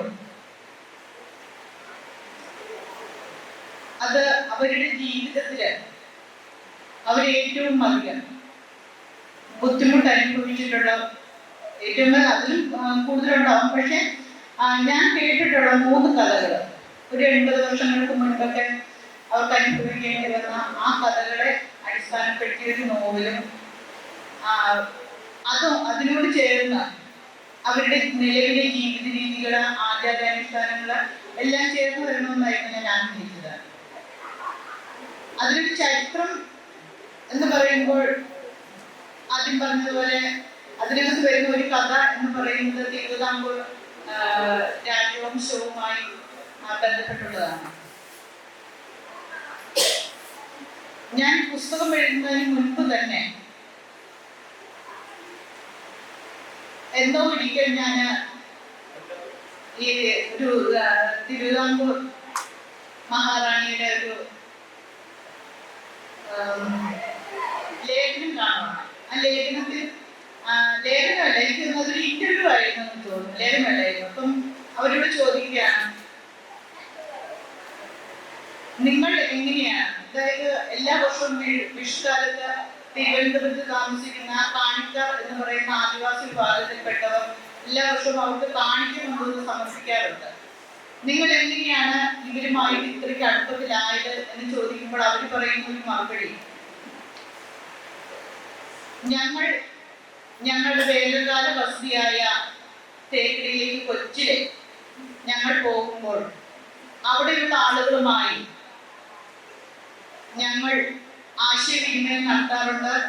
അവരുടെ ജീവിതത്തിനുള്ള, അതായത് ജീവിക്കാനുള്ള ചുറ്റുപാടുകൾ ഞങ്ങൾ ഉണ്ടാക്കി കൊടുക്കാറുണ്ട് എന്നുള്ളതാണ്. പക്ഷെ ഞാൻ കേട്ടിട്ടുള്ള കഥകളിലൊന്നും അത്തരമൊരു കാര്യത്തെക്കുറിച്ച് ആരും പറയുന്നേയില്ല.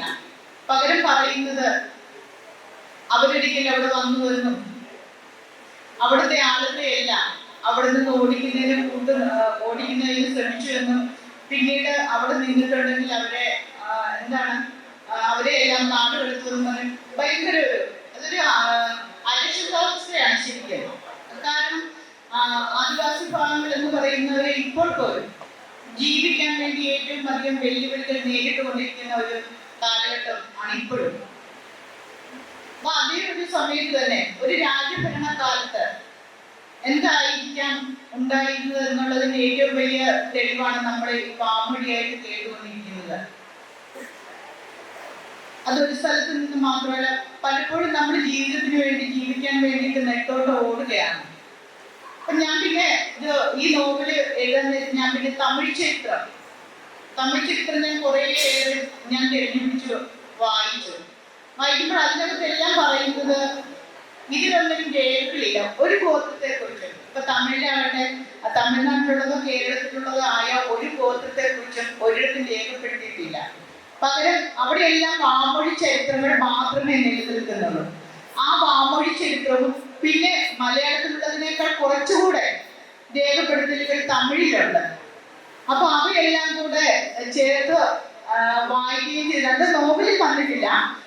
പക്ഷെ അവരുടെ എവിടെ നിന്നാണ് വന്നത് എന്നുള്ളതിനെ കുറിച്ചും അവരെങ്ങനെയാണ് അവരുടെ ജീവിതം, അതായത് ഈ രണ്ട് സംസ്ഥാനങ്ങളിലുമുള്ള ഗോത്രവിഭാഗങ്ങളുടെ ജീവിതം ഒന്ന് തന്നെയാണോ എന്ന് അറിയുന്നതിന് വേണ്ടി കൂടെയാണ് ഞാനത് നോക്കിയിട്ടുള്ളത്, രണ്ട് ചരിത്രം കൂടെ നോക്കിയിട്ടുള്ളത്.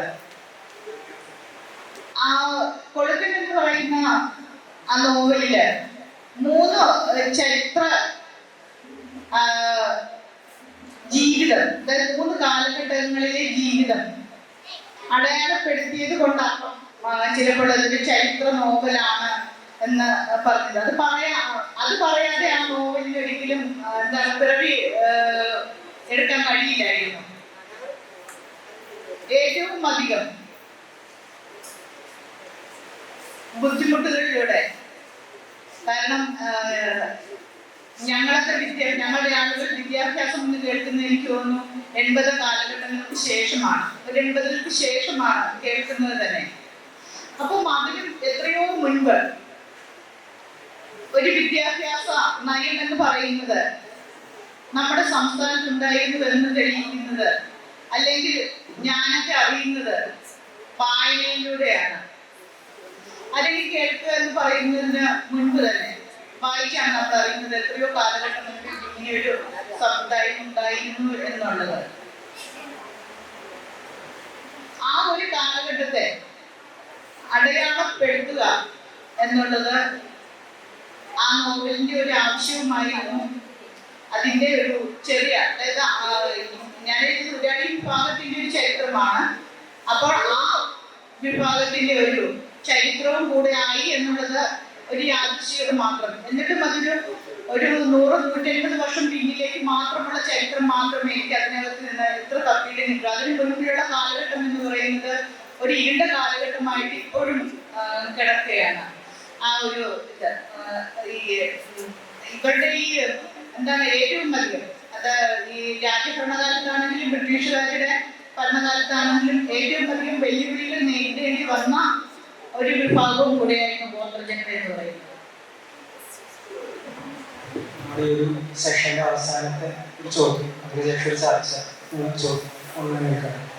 എനിക്ക് കൗതുകമായിട്ട് തോന്നിയിട്ടുള്ളൊരു കാര്യം, നിങ്ങളുടെ 3 പേരുടെ നരേറ്റീവ്സിൽ നിന്ന് കടന്നു പോകുമ്പോൾ ഒരുപാട് ഉപകരണങ്ങളുടെ ഇൻസ്ട്രുമെന്റ്സിന്റെ ഒരു സാന്നിധ്യം 3 പേരുടെ അടുത്ത് പൊതുവെ കാണാം. ഇപ്പോൾ മനോജിന്റെ തന്നെ ഫിക്ഷൻ, നോൺ ഫിക്ഷൻ എഴുത്തിൽ തന്നെ ഇൻസ്ട്രുമെന്റ്സിനെ കുറിച്ചിട്ട് ഒരുപാട് സൂക്ഷ്മം, അതിൻ്റെ ഒരു സംഗീത ഉപകരണങ്ങളെ സംബന്ധിച്ചിട്ടുള്ള ആലോചന, കലാരൂപങ്ങളുടെ സംഗീത വാദ്യങ്ങളെ കുറിച്ചിട്ടുള്ള ആലോചന, അല്ലെങ്കിൽ ആലാപന സംഗീതം എന്നുള്ളതിനപ്പുറം ഇൻസ്ട്രുമെന്റൽ മ്യൂസിക്കിന്റെ പ്രാധാന്യം, അതിനെ കുറിച്ചിട്ട് മനോജ് പറയുന്നത്. ഇപ്പോൾ അശോകയിലേക്ക് ഒരു ഭൂമി പറയുന്ന എന്താ പറയാ, പാർട്ടി പതാക മുതൽ കൊയ്ത്തരിവാള മുതൽ, അല്ലെങ്കിൽ പറയുന്ന കള്ളിയെത്താൻ ഉപയോഗിക്കുന്ന ഉപകരണങ്ങൾ മുതൽ, ഇങ്ങനെയുള്ള വലിയൊരു ഉപകരണങ്ങൾ, അധ്വാന രൂപങ്ങൾ, അധ്വാനത്തിനുള്ള ഉപയോഗിക്കുന്ന ഉപകരണങ്ങൾ ഒരു നിര നമുക്ക് കാണിച്ചത്. ഇപ്പോൾ പുഷ്പമേലേക്ക് വരുമ്പോൾ എന്താ, പൊക്കിൾക്കൊടി മുറിക്കുന്ന കരിമ്പച്ച, നെലിക്കു വെട്ടി മുതലായിട്ട്, ചൂണ്ടക്കാരൻ ചൂണ്ട മുതലായിട്ടുള്ള, അല്ലെങ്കിൽ സ്ത്രീധനായിട്ട് ഉപയോഗിക്കുന്ന കത്തിയും കലവും മുതലായിട്ടുള്ള ഉപകരണങ്ങളുടെ ഒരു നിര കാണും. ഉപകരണങ്ങളുടെ ഒരു ചരിത്രം ഉണ്ടാവും തീർച്ചയായിട്ടും. അതായത് ഇപ്പോൾ ഹിസ്റ്ററി ഓഫ് ഇൻസ്ട്രുമെന്റ്സ് എന്ന് പറയുന്നത് ഇർഫാൻ ഹബീബൊക്കെ ചെയ്യുന്ന ഒരു പരിപാടി. അതായത് ഇൻസ്ട്രുമെന്റിലൂടെ ഒരു മനുഷ്യചരിത്രം എങ്ങനെയാണ് ഉണ്ടായിട്ടുണ്ടാകുക എന്നുള്ളൊരു സാധനമുണ്ടല്ലോ. അപ്പോൾ ഇങ്ങനെ നിങ്ങൾ എങ്ങനെയാണ് നിങ്ങളുടെ ഒരു ആഖ്യാന ലോകത്തിലുള്ള ഈ ഉപകരണങ്ങളെ അടയാളപ്പെടുത്താൻ ശ്രമിക്കുക? വളരെ വ്യക്തി പറഞ്ഞു നമുക്ക് ചർച്ച ചെയ്യും ചോദ്യങ്ങളിലേക്ക്.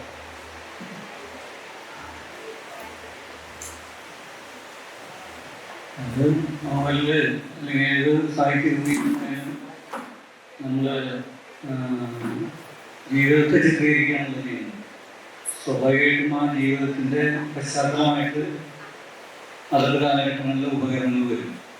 നമ്മളൊരു സ്ഥലം ക്രിയേറ്റ് ചെയ്യുന്നു, നമുക്ക് സ്വാഭാവികമായിട്ടും ഒരു സ്പേസ് സൃഷ്ടിക്കേണ്ടി വരും. ഒരു സ്ഥലം, ഒരു കടകടം എന്ന് വെച്ച് കഴിഞ്ഞാൽ ഒരു ഗ്രാമം, നേരത്തെ പറഞ്ഞ പോലെ കന്നഡിക്കനാല്, പെരുന്നൂർപ്പുഴ, കൃഷ്ണഗാവ്, കൊച്ചി, അങ്ങനെയുള്ളൊരു ആ ഒരു സ്ഥലം. പിന്നെ അതിൻ്റെ ഒരു കാലം വരും. പിന്നെ ആ ഗ്രാമത്തിൻ്റെതായിട്ടുള്ള തനതായിട്ടുള്ള ചില സ്വഭാവവിശേഷങ്ങൾ, പിന്നെ അതിൽ വരുന്ന കഥാപാത്രങ്ങളുടെ സാംസ്കാരിക ജീവിതം, ഏത് ഭാഗത്തും സാംസ്കാരിക ജീവിതമാണ്. ഉദാഹരണത്തിന് നാട്ടുകടലിൽ പ്രധാനമായിട്ട് വരുന്നൊരു ജീവിത വിഭാഗം എന്ന് പറയുന്നത് അതിന് കഥാപാത്രമായിട്ട് പേര് മീനാക്ഷി എന്ന് പറഞ്ഞ ക്യാരക്ടറിൻ്റെ കുടുംബം. അപ്പോൾ അവരെ മണ്ണാന്മാരാണ്. അവർക്ക് വാദ്യവും സംഗീതവും അതുപോലെ തന്നെ പലതരത്തിലുള്ള റിച്വലുകളൊക്കെ ഭയങ്കര ബന്ധമുണ്ട്. ശരിക്കും കലാകാരന്മാരുടെ ഏറ്റവും അടിസ്ഥാന കലാകാരന്മാരാണ്.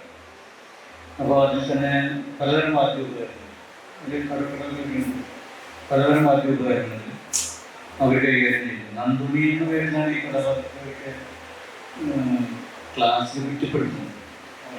വായിക്കാൻ വേണ്ടി പറയുന്നതാണ്. കാരണം അവർ സ്ഥിരമായിട്ട് ഉപയോഗിക്കുന്ന വാദ്യോപകരണം. അതുപോലെ തന്നെ കീഴാവാന്ന് പറഞ്ഞുള്ള വാദ്യോപകരണങ്ങളുടെ കാര്യത്തിൽ അതിൽ വളരെ എക്സ്പെർട്ടായിട്ടാണ് ഞാൻ വിശദീകരിച്ച് പോകുന്നത്. കുറേ വാദ്യോപകരണങ്ങളുണ്ട്. അതുകൂടാതെ തന്നെ അവരുടെ വീട്ടിലുണ്ടാവും അടുക്കളയിലുള്ള ഉപകരണങ്ങൾ. ഇപ്പോൾ ബഷീർ മലയാള സംഗീതം, അതുപോലെ തന്നെ പാത്തുമ്മയുടെ ആട്ടിലൊക്കെ ഒരു ജീവിതത്തെ പുതുതായിട്ട് കൊണ്ടുവന്നപ്പോൾ ഞാനത് നിരീക്ഷിച്ചുള്ളത് മിക്കവാറും വീട്ടുപകരണങ്ങളിലൂടെയാണ്. വീട്ടുപകരണങ്ങളും വീട്ടിൽ വളർത്തുന്ന മൃഗങ്ങൾ, ആട് അതിൻ്റെ പ്രധാനപ്പെട്ട, ആടിൻ്റെ ഒപ്പം പ്ലാവില കടന്നിരുന്നു, കഞ്ഞിവെള്ളം കടന്നിരുന്നു, കപ്പപ്പുഴുക്ക് കടന്നിരുന്നു. ഇതൊന്നും അതിന് മുമ്പ് സാഹിത്യത്തിൽ വന്നിട്ടുണ്ടെന്ന് എനിക്ക് തോന്നുന്നു. അപ്പോൾ ഒരു കൾച്ചർ, ഒരു ബദൽ കൾച്ചർ, അല്ലെങ്കിൽ ഒരു ജീവിതം കടന്നു വരുന്ന സാഹചര്യമാണ്. കഥാകൃത്തുക്കളിലെ ഏറ്റവും കൂടുതലായിട്ട് വരുന്ന സംഭവം എന്ന് വെച്ച് കഴിഞ്ഞാൽ ഈ കളമെടുത്ത്, അതായത് മധ്യകേരളത്തിൽ അങ്ങനെ ഒരു കൈകാര്യം ചെയ്യുന്നതാണ് ആരാധനയുടെ ഭാഗമായിട്ട് ഇപ്പോഴുണ്ട്, വളരെ ശക്തമായിട്ട് ഇപ്പോഴുണ്ട്. അക്കാഡമിയിലൊക്കെ നടത്തുന്നത് അതിൻ്റെ പ്രൊമോഷൻ. അപ്പോൾ അത് ഉപയോഗിക്കുന്ന പൊടികൾ, ഈ പഞ്ചവർണ്ണ പൊടികളുണ്ട്, അത് ഉണ്ടാക്കുന്ന രൂപം, പിന്നെ അവിടെ ഉപയോഗിക്കുന്ന കുറേ വസ്തുക്കൾ, തോല, അടയ്ക്ക, നാളികേര, കരിക്ക്, അതുപോലെ തന്നെ പഴം, അപ്പോൾ നമുക്ക് വെറുതെ ആശയപരമായിട്ട് കുറച്ച് കാര്യങ്ങൾ പറഞ്ഞിട്ട് മാത്രം ഒരു ലോകം കിട്ടുകയാണ്. തീർച്ചയായിട്ടും ചില വസ്തുക്കൾ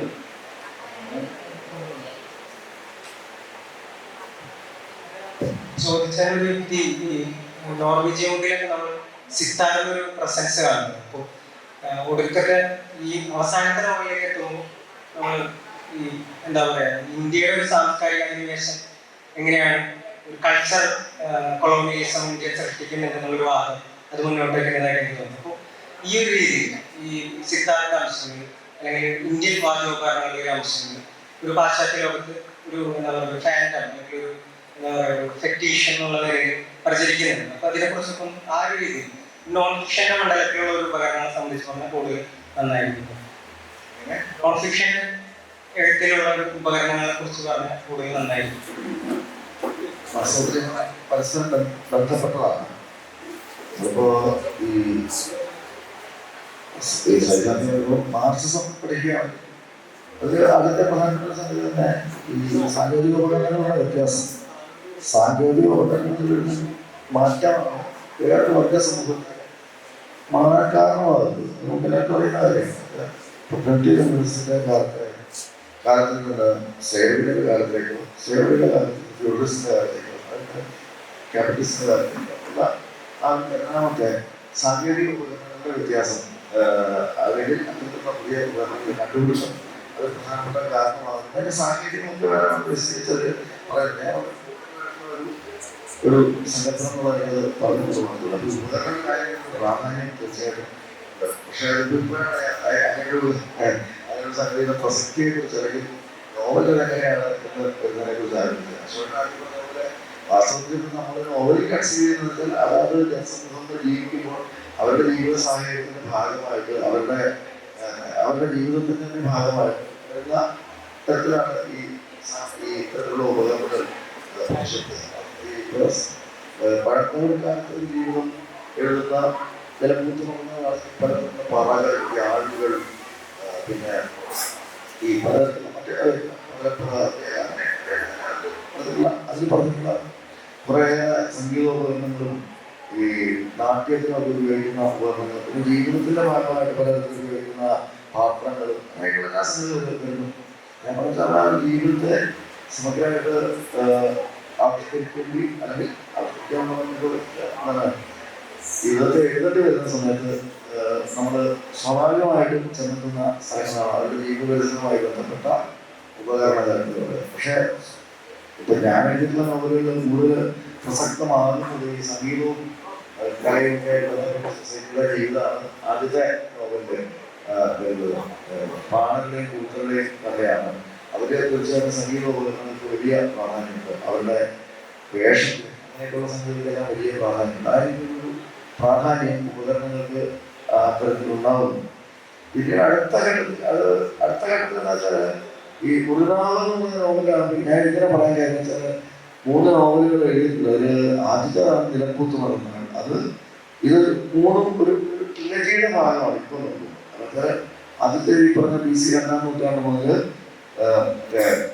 CE 4ാം നൂറ്റാണ്ട് വരെയുള്ള ഒരു കാലം, രണ്ടാമത്തത് 8ാം നൂറ്റാണ്ട് മുതൽ 12ാം നൂറ്റാണ്ട് വരെ ഒരു കാലം, മൂന്നാമത്തത് 16ാം നൂറ്റാണ്ട് മുതൽ 21ാം നൂറ്റാണ്ട് വരെ ഒരു കാലം. അപ്പൊ അങ്ങനെ ലഭ്യമായ ഏറ്റവും ആധുനികമായ കേരള ചരിത്രത്തിന്റെ ആദ്യത്തെ ആ ഒരു ഘട്ടം മുതൽ സമകാലിക ഘട്ടം വരെയുള്ള പ്രധാനപ്പെട്ട ചില പോയിന്റ്സ് അഡ്രസ് ചെയ്യാനാണ് വാസ്തവത്തിൽ ശ്രമിച്ചിട്ടുള്ളത്. അതുകൊണ്ട് ഞാൻ പറഞ്ഞാൽ ഹിസ്റ്ററിക്ക് എത്ര ഇമ്പോർട്ടൻസ് ഉള്ളതുകൊണ്ട് പറഞ്ഞാണ്. ആ ഒരു വ്യത്യാസ സ്ഥാനത്തില് ഈ പറഞ്ഞ ഉപകരണങ്ങളുടെ വ്യത്യാസം കൂടിയാണ്. ഈ ഗുരുനാഥ് ഇന്ത്യയിലായിട്ടുള്ളൊരു ഇൻസ്റ്റോൾ ഫിലോസഫി വരുന്നു. എക്സ്റ്റേണൽ ആയിട്ടുള്ള ഇൻസ്റ്റോൾ ഡിക്ഷണറി എന്നുള്ള സാധനമാണ്. മ്യൂസിക് അല്ല രണ്ടാമത്തെ നമ്മൾ വേറൊരു തരത്തിലാണ് ചെയ്തിട്ടുള്ളത്. മൂന്നാമത്തെ നോവലിൽ ഈ പറഞ്ഞ പോലെ തന്നെ തിരിച്ച് വീണ്ടും സംഗീത ഉപകരണങ്ങളുടെ ഒരു ഇതിലേക്ക് പോകും. അതിൽ കൗതുകമായിട്ടുള്ള കാര്യം എന്ന് വെച്ചാൽ ഇപ്പൊ ഇന്ത്യൻ സംഗീതം നമുക്കറിയാം 1960-കളിൽ കാലിഫോർണിയയിലും മറ്റ് അമേരിക്കൻ സിറ്റികളിലൊക്കെ ഇന്ത്യൻ സംഗീതത്തിന് വലിയൊരു ഇമ്പോർട്ടൻസ് വലിയ പ്രചാരണം കിട്ടും. അതിന്റെ കാരണമാകുന്ന ഹിപ്പി കൾച്ചറിന്റെ പ്രചാരം ബീറ്റ് ജനറേഷൻ മുതൽ തുടങ്ങിയ 50-കളിലെ ബീറ്റ് കൾച്ചർ, ബീറ്റ് ജനറേഷൻ, ഈ പറഞ്ഞ അലംബിക്സ്, പിന്നെ വില്യംസ് ഫെലോസ് ഇങ്ങനെയൊക്കെയുള്ള എഴുത്തുകാരുടെ അവരുടെ ഇതിലല്ല ഈ ഇൻസർഗിന്റെ ഹൗളും കെറുവാക്കിന്റെ മൊത്തവും പിന്നെ വില്യംസ് ഫെലോസിന്റെ മേക്കറ്റ് ജോലിയിൽ വരുന്ന ആ ഒരു അതിനുശേഷം ഹിപ്പി കൾച്ചർ ഒരു സമയം വരുന്ന സമയത്ത് ഇന്ത്യൻ കൾച്ചറിന് വലിയ ഇമ്പോർട്ടൻസ് കിട്ടും. ഈ ഇന്ത്യൻ കൾച്ചറിന് കിട്ടുന്ന വലിയ ഇമ്പോർട്ടൻസ് എങ്ങനെയാണെന്ന് വെച്ചാൽ ഈ ഇന്ത്യയിലുള്ള പ്രസിദ്ധരായിട്ടുള്ള നിരവധി ഗായകരെയും നിരവധി ഇൻസ്ട്രുമെന്റലിസ്റ്റുകളെയും അമേരിക്കയിൽ പെർഫോമൻസ് വേണ്ടിയിട്ട് അവിടുത്തെ യൂത്ത് അവിടുത്തെ ചരിത്രവുമായിട്ടൊന്നും യാതൊരു ബന്ധവുമില്ലാത്ത ചെറുപ്പക്കാര് ഈ സംഗീതത്തിൽ ആകർഷകരായിട്ട് രവിശങ്കറിനെ പോലെ പണ്ഡിറ്റ് രവിശങ്കറിനെ പോലെ അലാഹയെ പോലെ അലാഹയെ പോലെ PhD ആയ ആളെ പോലെ എക്സ് പ്രവീണത്തിനെ പോലെ അല്ലെങ്കിൽ അദ്ദേഹത്തിന്റെ പിതാവായിട്ടുള്ള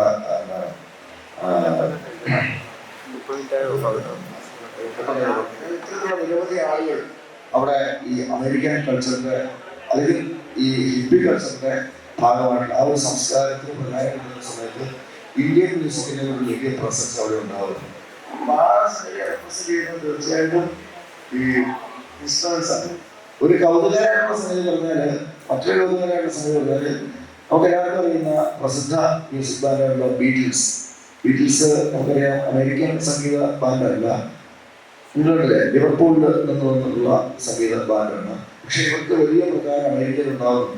1960-കളില് ബീറ്റിൽസിന് വലിയ പ്രകാരം അമേരിക്കയിലെ ഹിപ്പി കൾച്ചറിന്റെ കാലത്ത് ഉണ്ടാകുന്നു. അക്കാലത്തുണ്ടാകുന്ന പ്രധാനപ്പെട്ട ഒരു പാട്ടാണ് നോർവീജിയൻ. അപ്പൊ ഇത് മുടക്കാനൊരു നോവലുണ്ട്. ഞാൻ പറഞ്ഞ നോവീജിയൻ എന്ന് പറയുന്ന ഈ പാട്ടില് അതിൽ രസം ജോൺ ലെനൺ എന്ന് പറയുന്ന ലീഡ് സിംഗർ, അദ്ദേഹം സിത്താർ വായിക്കുന്നു. അദ്ദേഹത്തിന്റെ കൂടെ ബാസ് ഗിറ്റാർ വായിക്കേണ്ട സ്ഥലത്ത് ജോർജ് ഹാരിസൺ, അവരുടെ നാൽവർ സംഘമാണ് ബീറ്റിൽസ്. അതിനകത്ത് രണ്ടാമത്തെയാണ് ജോർജ് ഹാരിസൺ. അതിനകത്ത് വായിക്കുന്ന സിത്താറാണ്. അതൊരു കൗതുകരമായ കാര്യം. അതായത് ഈ ഗിറ്റാർ ആൾ വായിക്കുന്ന രണ്ടാമത്തെ ആൾ വായിക്കുന്ന ഇന്ത്യൻ ഉദാഹരണമാണ് സിത്താറാണ്. ജോർജ് ഹാരിസൺ അത് പഠിക്കുന്നത് ഇന്ത്യ ലഭിച്ചിട്ടുണ്ട് കയ്യിലാണ്. ആ പാട്ട് കേട്ടോ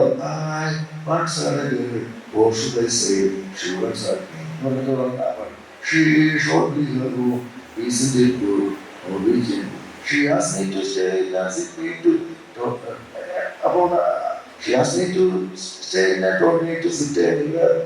I don't know what I made. What is a classic? I don't know the rasa.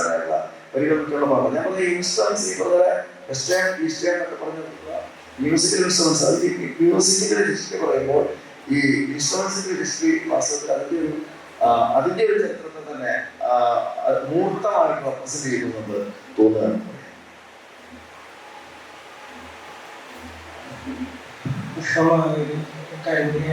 ഇപ്പോൾ കഞ്ചാവിനെ കുറിച്ചൊക്കെ പറയുന്നത്, കഞ്ചാവ് കൃഷി ആദായകരമായിരുന്നു. ഏറ്റവും ഊരാളികൾക്ക് ഏറ്റവും ലാഭം ഉണ്ടായിരുന്ന കൃഷി കഞ്ചാവായിരുന്നു. ഊരാളികളെ സംബന്ധിച്ച് കഞ്ചാവ് എന്താ വിശപ്പ് അറിയാതിരിക്കാനുള്ള ഒരു ഉപാധിയുമായിരുന്നു. അതും കൂടി ഒരു ഉപകരണത്തിന്റെ ഒരു ഇതിൽ പറഞ്ഞുകൊണ്ട് നമുക്ക് നോക്കാം.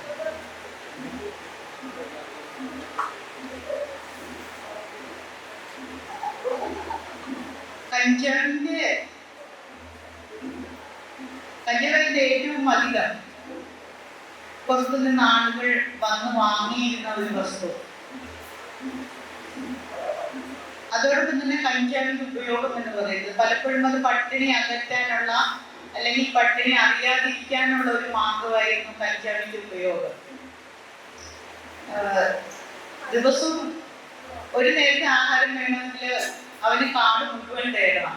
കാട് മുഴുവൻ തേടിയാണ് അവന് ഒരു ദിവസത്തേക്ക് ഒരു നേരത്തേക്കുള്ള ആഹാരമെങ്കിലും കണ്ടെത്തേണ്ടത്. അപ്പൊ അങ്ങനെ കണ്ടെത്താൻ കഴിയാത്ത അവസരങ്ങൾ, കാരണം എന്തെങ്കിലും കിട്ടിയാൽ തന്നെ അത് എല്ലാ വയറുകൾക്കും നിറയാനുള്ളതില്ല.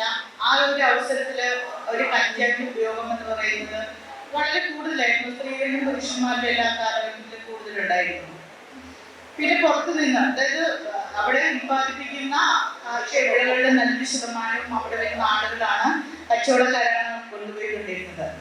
അങ്ങനെ കൊണ്ടുപോകുമ്പോഴും അതിൻ്റെ ഒപ്പം കഞ്ചാവ് ഉണ്ടെങ്കിലാണ് അവർക്ക് ഏറ്റവും അധികം സന്തോഷം ഉണ്ടാവുക. നമുക്ക് ഈ കഞ്ചാവ് എടുക്കുന്നതിന് കിട്ടുന്ന ഇതെന്ന് പറയുന്നത് തുച്ഛമായ, അതായത് ഒന്നെങ്കിൽ പാത്രങ്ങളോ അല്ലെങ്കിൽ കത്തി പോലുള്ളവ അല്ലെങ്കിൽ തുണി ഇങ്ങനെയൊക്കെ ഉള്ളതാവും ഇവിടെ വന്ന് സാധനങ്ങൾ എടുത്തതിന് ശേഷം നമുക്ക് പകരമായി കിട്ടുന്നത്. ഒരിക്കലും കൊടുക്കുന്ന സാധനത്തിന്റെ മൂല്യം എന്ന് പറയുന്നത് അവരൊരിക്കലും തിരിച്ചറിയുന്നില്ല. കാരണം അതിന്റെ വിലയും കാരണം അതിന്റെ മാർക്കറ്റിംഗ് എന്നതിനെ കുറിച്ച് അവർക്ക് യാതൊരു വിധത്തിലുള്ള രൂപവും ഇല്ലായിരുന്നു. അതുകൊണ്ട് തന്നെ കഞ്ചാവ് എന്ന് പറയുന്നത് ഏറ്റവും അധികം മറ്റു വിളകളുടെ ഒപ്പം തന്നെ എപ്പോഴും കൃഷി ചെയ്ത് ഉണ്ടാക്കുകയും അത് ഉണങ്ങി സൂക്ഷിക്കുകയും അത് വിൽപ്പന നടത്തുകയും അക്കാലത്ത് ചെയ്തിരുന്നു. പിന്നെ ചൂണ്ട എന്ന് പറയുന്നത് ചൂണ്ട മാത്രമേ അവർ മേടിക്കൂ. ആ കാലഘട്ടത്തിൽ അവർ പോകുന്നത് വെച്ച് മുഴുവൻ തമിഴ്നാടിനെ ആശ്രയിച്ചായിരുന്നു ഇവരുടെ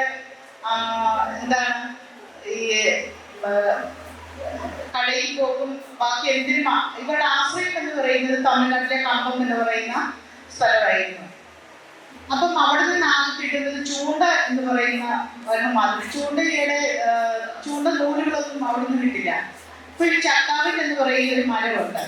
ആ മരത്തിന്റെ നാല് എടുത്താണ് മരത്തിന്റെ തൊലി പൊളിച്ച് അതിനുള്ളിലെ നാലെടുത്താണ് ഈ ചൂണ്ടയുടെ നൂലിന് പകരമായിട്ട് ഉപയോഗിക്കാം. അതുപോലെ കരിമ്പച്ച എന്ന് പറയുന്നത് അതൊരു ആയുധമല്ല, അത് ഈറ്റയുടെ ഏറ്റവും പുറത്ത് കാണുന്ന ആ പച്ച നിറത്തിലുള്ള അതിനെയാണ്. അതായത് അതിന്റെ അകത്തുള്ള ആ കാമ്പ് വെട്ടിയതിന് ശേഷം മുറം നെയ്യുന്നതിനുള്ള വേളയാണ് ഞങ്ങൾക്ക് സാധാരണ പറയുന്നത്. ആക്കിയതിന് ശേഷം വരുന്ന അതിന്റെ മിച്ചഭാഗമാണ് ഈ കരിമ്പച്ച എന്ന് പറയുന്നത്. ഈ കരിമ്പച്ച ഉപയോഗിച്ചിരുന്നത് പ്രസവശേഷം, അതായത് ഒരു സ്ത്രീ പ്രസവിക്കേണ്ടത് തനിയെയാണ്, അവർക്ക് ആരുടെയും സഹായമൊന്നും ഉണ്ടാവില്ല. ആരും സഹായിക്കാൻ ഉണ്ടാവില്ലാത്തത് കൊണ്ട് തന്നെ പ്രസവിച്ചതിന് ശേഷം പൊക്കിൾക്കൊടി മുറിക്കേണ്ടത് ഈ കരിമ്പച്ച ഉപയോഗിച്ചാണ്. അത് നല്ല മൂർച്ചയുള്ളൊരു വസ്തു. അത് ഉപയോഗിച്ചാണ് പൊക്കിൾക്കൊടി മുറിക്കേണ്ടത്. അതിനുശേഷം ബാക്കിയുള്ള കാര്യങ്ങളെല്ലാം തനിയെ ചെയ്യണം. അതൊരിക്കലും ഒരു ആയുധമായിരുന്നോ എന്ന് ചോദിച്ചിട്ടുണ്ടെങ്കിൽ ആയുധമല്ല. കാരണം നമ്മളത് എപ്പോഴും ഇത്തരം സന്ദർഭങ്ങളിൽ നമ്മളെടുക്കുന്ന ഒരു വസ്തു മാത്രം. പിന്നെ ചട്ടിയും കലവും സ്ത്രീധനമായിട്ട് കൊടുക്കുന്നത്. ചട്ടിയും കലവും എന്ന് വെച്ചാൽ മറ്റൊന്നും കൊടുക്കരുത്. ഇത് കൊടുക്കുന്നതിന്റെ പ്രധാന കാരണം പെണ്ണിനെ കൊടുത്തു കഴിഞ്ഞാൽ ആ പെണ്ണിനെ പോറ്റേണ്ട ചുമതല ഭർത്താവിനാണ് എന്ന് കരുതുന്നതിനൊപ്പം തന്നെ കല്യാണത്തിന് പിറ്റേന്ന് മുതൽ കാട് തേടി അവർക്കും കൂടെയുള്ള ഒരു ദിവസത്തെ ഭക്ഷണം കരുതേണ്ടത് ഭർത്താവാണ് എന്നും ഉള്ള ബോധ്യത്തില്, അതായത് അല്ലെങ്കിൽ അങ്ങനെയായിരുന്നു അതിന്റെ ഒരു ആചാരം എന്ന രീതി. അച്ഛനും അമ്മയും പിന്നീട് ആ കുട്ടിയെ നോക്കില്ല വിവാഹം കഴിച്ചു കൊടുത്തു കഴിഞ്ഞാൽ. അപ്പം അതിനുള്ള ഒരു മുൻകരുതൽ എന്ന നിലയിലാണ് ഈ കത്തിയും കലവും സ്ത്രീധനമായിട്ട് കൊടുത്തുകൊണ്ടിരുന്നത്. അതൊരു സ്ത്രീധനമായിരുന്നു എന്ന് പറയാൻ പറ്റില്ല. പക്ഷെ ആ കാലഘട്ടത്തിൽ അങ്ങനെയായിരുന്നു. കെട്ടിക്കൊണ്ടുപോകുന്ന പുരുഷന് കത്തിയും കലവും കൊടുത്ത് അവരെ യാത്രയാക്കുന്ന ഒരു പതിവായിരുന്നു ഉണ്ടായിരുന്നത്. ഈ കുറുക്കൻ നോവലില് അവിടുത്തെ ആദിവാസി ജനത നേരിടുന്ന അല്ലെങ്കിൽ അവരുടെ ഒതുക്കിയുള്ള ഭാഗ്യശക്തികൾ എന്ന് പറയുന്നത് ഒന്ന് വെള്ളക്കാരുണ്ട് ഒരു ഘട്ടത്തിൽ, പിന്നെ രാജാവിൻ്റെ വീരന്മാര്, മറ്റൊന്ന് തുരുക്കന്മാർ എന്നതിൽ കച്ചവടമൊക്കെ കിട്ടുന്നുണ്ട്. പക്ഷെ അവരെക്കാളൊക്കെ ഏറെ ആക്രമണകാരിയും അപകടകാരിയുമായി വരുന്നത് മൂപ്പന. നമ്മളിപ്പോൾ ചർച്ച ചെയ്യുന്ന ഒരു വിഷയം, അവിടെ ചർച്ച ചെയ്യുന്ന വിഷയം ഭാഗ്യശക്തികളുടെ ഇടപെടലുകളൊന്നും ഇല്ലാതെ ഗോത്ര ജനവിഭാഗങ്ങൾ പരമ്പരാഗതമായി പുലർത്തിക്കൊണ്ടുവരുന്ന മൗലികമായിട്ടുള്ള ജനാധിപത്യം, ആ ജനാധിപത്യത്തെ സംരക്ഷിക്കണം. ആദിവാസികളിലും അതുപോലുള്ള സംഗതികളൊക്കെ പ്രധാനമായിട്ടും ഈ മൂപ്പന്റെ ആ ഒരു സിസ്റ്റത്തെ അംഗീകരിച്ചുകൊണ്ടാണ്. അതത്ര ശരിയല്ല എന്നുള്ളത് വിളിക്കുന്നു. വളരെ ദോഷകരമായ രീതിയിലാണ് എല്ലാവരും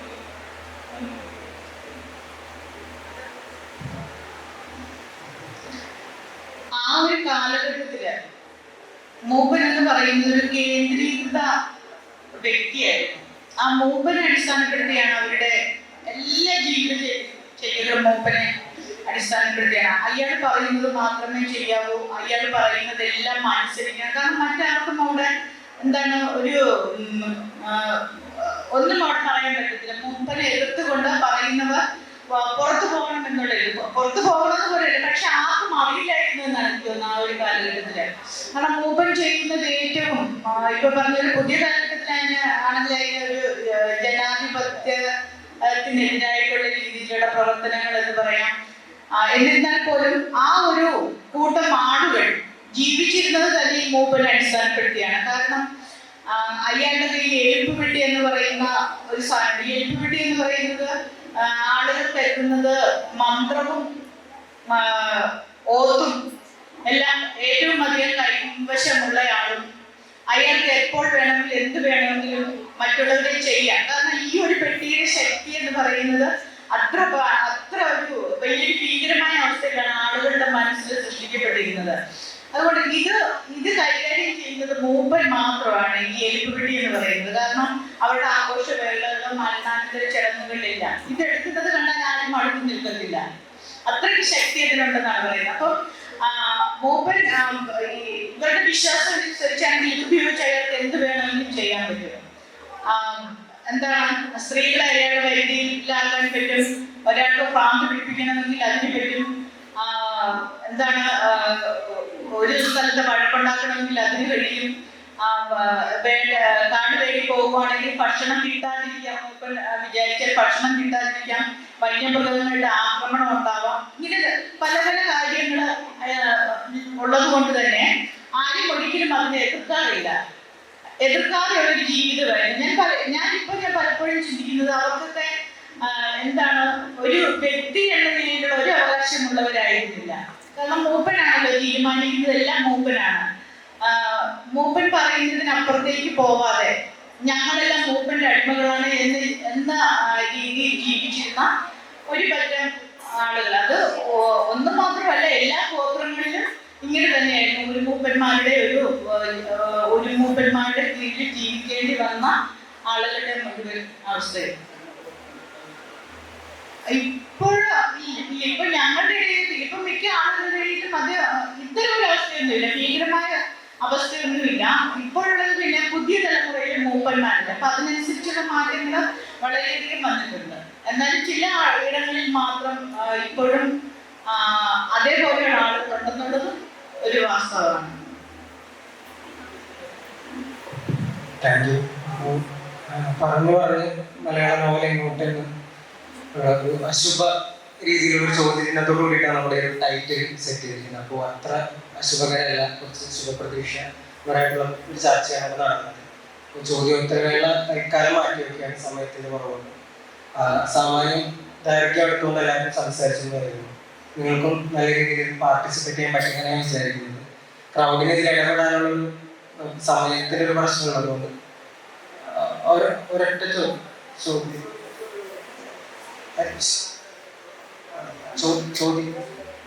മതി.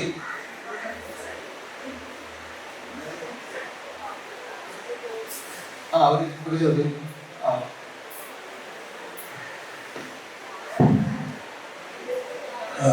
ഞാൻ ചോദ്യത്തിലേക്ക് കിടക്കാം. അപ്പോൾ 2 സെഷൻ മുൻപ് സോഷ്യൽ മീഡിയയെ പറ്റി പറഞ്ഞു. ചോദ്യങ്ങൾക്ക് മുമ്പ് സോഷ്യൽ മീഡിയ മോശമാണ്, അത്തരം എഴുതുകയാണെങ്കിൽ പ്രിന്റ് മാത്രമേ എഴുതൂ എന്ന് പറഞ്ഞു. ഇപ്പോൾ അതിന് ഒരുപാട് ദോഷങ്ങളില്ലെന്നാണ് എനിക്ക് തോന്നുന്നത്. ഉദാഹരണത്തിന് ഞാൻ അശോകേട്ടനെ ഫോളോ ചെയ്യുന്നുണ്ട്. അശോകേട്ടന് ഒരു പുതിയ കഥ എഴുതിയാൽ അദ്ദേഹത്തിൻ്റെ ഫേസ്ബുക്ക് പേജിലോ അല്ലെങ്കിൽ സോഷ്യൽ മീഡിയ പേജിലോ വന്നാൽ എന്നെ കഥ തേടി വരും. അതായത് ഉദാഹരണത്തിന് മാക്സിമോ എന്തെങ്കിലും എനിക്ക് ആ നിമിഷം തന്നെ അത് വായിക്കാൻ കഴിയും. പ്രിന്റ് പേജിയാണെങ്കിൽ ഞാൻ കടയിൽ പോകണം, അല്ലെങ്കിൽ എനിക്ക് സബ്സ്ക്രൈബ് ചെയ്ത മാക്സിമം വീട്ടിൽ വരുന്നവരെ കാത്തു കഴിയും. അതൊരു കാര്യം. അങ്ങനെ ഒരുപാട് അഡ്വാൻറ്റേജ് അതിനുണ്ട്. പിന്നെ ഞാൻ അശോകന് ഉദാഹരണം പറഞ്ഞതേ ഉള്ളൂ. അതുപോലെ തന്നെ ഇപ്പോൾ നേരത്തെ മേഡം പറഞ്ഞ ഈ റീഡിൻ്റെയും അല്ലെങ്കിൽ കുട്ടികളുടെ ഫോണിൻ്റെയൊക്കെ കാര്യം. ഇപ്പോൾ അതുപോലെ തന്നെ ഈ കൂടുതൽ വായിക്കപ്പെട്ട പുസ്തകത്തിനെ കുറിച്ച് പറഞ്ഞു. ഈ കൂടുതൽ പുസ്തകം 3 ലക്ഷത്തിലേറെ വായിച്ച പുസ്തകം, അത് വായിക്കുന്നത് വായനയ്ക്ക് ഒരു ബന്ധമില്ലാത്ത പുതിയ തലമുറയാണ്. അല്ലെങ്കിൽ റീലുമായിട്ടോ അല്ലെങ്കിൽ ഫോണുമായിട്ടോ മാത്രം ഇരുന്നേക്കാവുന്ന ഒരു തലമുറയാണ് ഈ 3 ലക്ഷം ഒരു പുസ്തകം വായിച്ചത്. ആ പുസ്തക വായന അവിടെ നിൽക്കില്ല. സ്വാഭാവികമായിട്ടും അത് സീരിയസ് ആയിട്ട് ഇപ്പൊ കാട്ടുകളിൽ പോലെ അല്ലെങ്കിൽ കണക്ക് നോവലിനെ പോലെയുള്ള വായനയിലേക്ക് അവരെ പയ്യെ വരും. അപ്പൊ അതുകൊണ്ട് സോഷ്യൽ മീഡിയ അല്ലെങ്കിൽ അത്തരം പുസ്തകങ്ങൾ വരുന്നത് മൊത്തത്തിൽ എഴുത്തുകാർക്കും മലയാള സാഹിത്യത്തിനും ഗുണകരമല്ല എന്നാണ് എനിക്ക് ഒരു സമയത്ത് കൊണ്ട് കൂടുതലും ചോദിക്കുന്നത്. മനസ്സിലായോ? സോഷ്യൽ മീഡിയയുള്ള ഗുണവശങ്ങളില്ല എന്നാണ് എന്റെ ചോദ്യം. പ്രിന്റ് മാത്രമാണെങ്കിൽ ഇപ്പോൾ അതിൽ യാതൊരു സംശയമില്ല.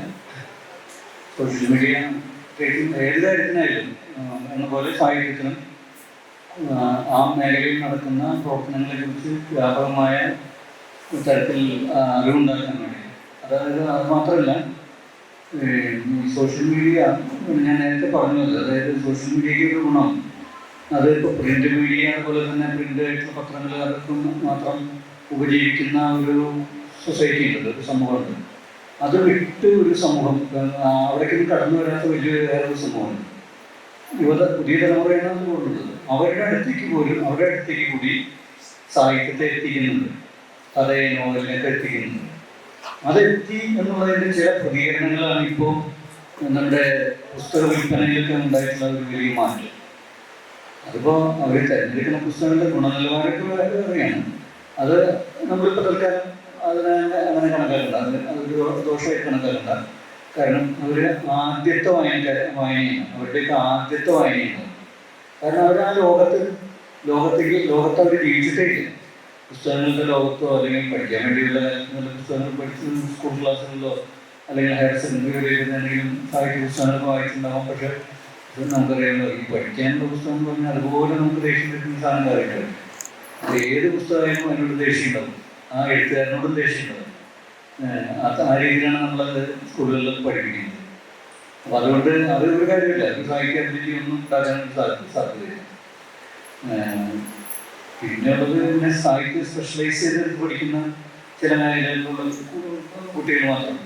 അവരെ സംബന്ധിച്ചിടത്തോളം പലപ്പോഴും അവിടെയൊക്കെ ചെന്നുപെടുന്ന ആൾക്കാരെ എത്രമാത്രം സാഹിത്യ അഭിരുചിയോട് കൂടിയാണ് അവിടെയൊക്കെ ചെന്നുപെടുന്നതെന്ന് എനിക്ക് സംശയമാണ്. ഞാൻ അതിനൊരു സംശയത്തിലേക്ക് പോകുന്നില്ല. അപ്പോൾ ഇതൊന്നും ബന്ധമില്ലാത്ത വലിയൊരു സമൂഹമുണ്ട്. അപ്പോൾ അവരുടെ അടുത്തേക്ക് സാഹിത്യം എത്തിച്ചേരുന്നു. സാഹിത്യത്തിൻ്റെതായിട്ടുള്ള ആ ഒരു സങ്കീർണതയില്ലാതെ, ഒന്നുമില്ലാതെ അത് ഒരു പ്രത്യേക വിഭാഗത്തിലേക്ക്, പ്രത്യേക പുതിയ തലമുറയിലേക്ക് എത്തിച്ചേരുന്നു എന്നുള്ളത് ബുദ്ധിമുട്ടാണ്.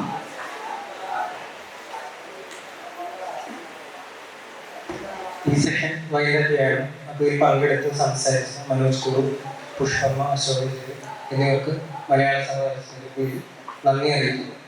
അടുത്ത സെഷൻ ആരംഭിക്കും.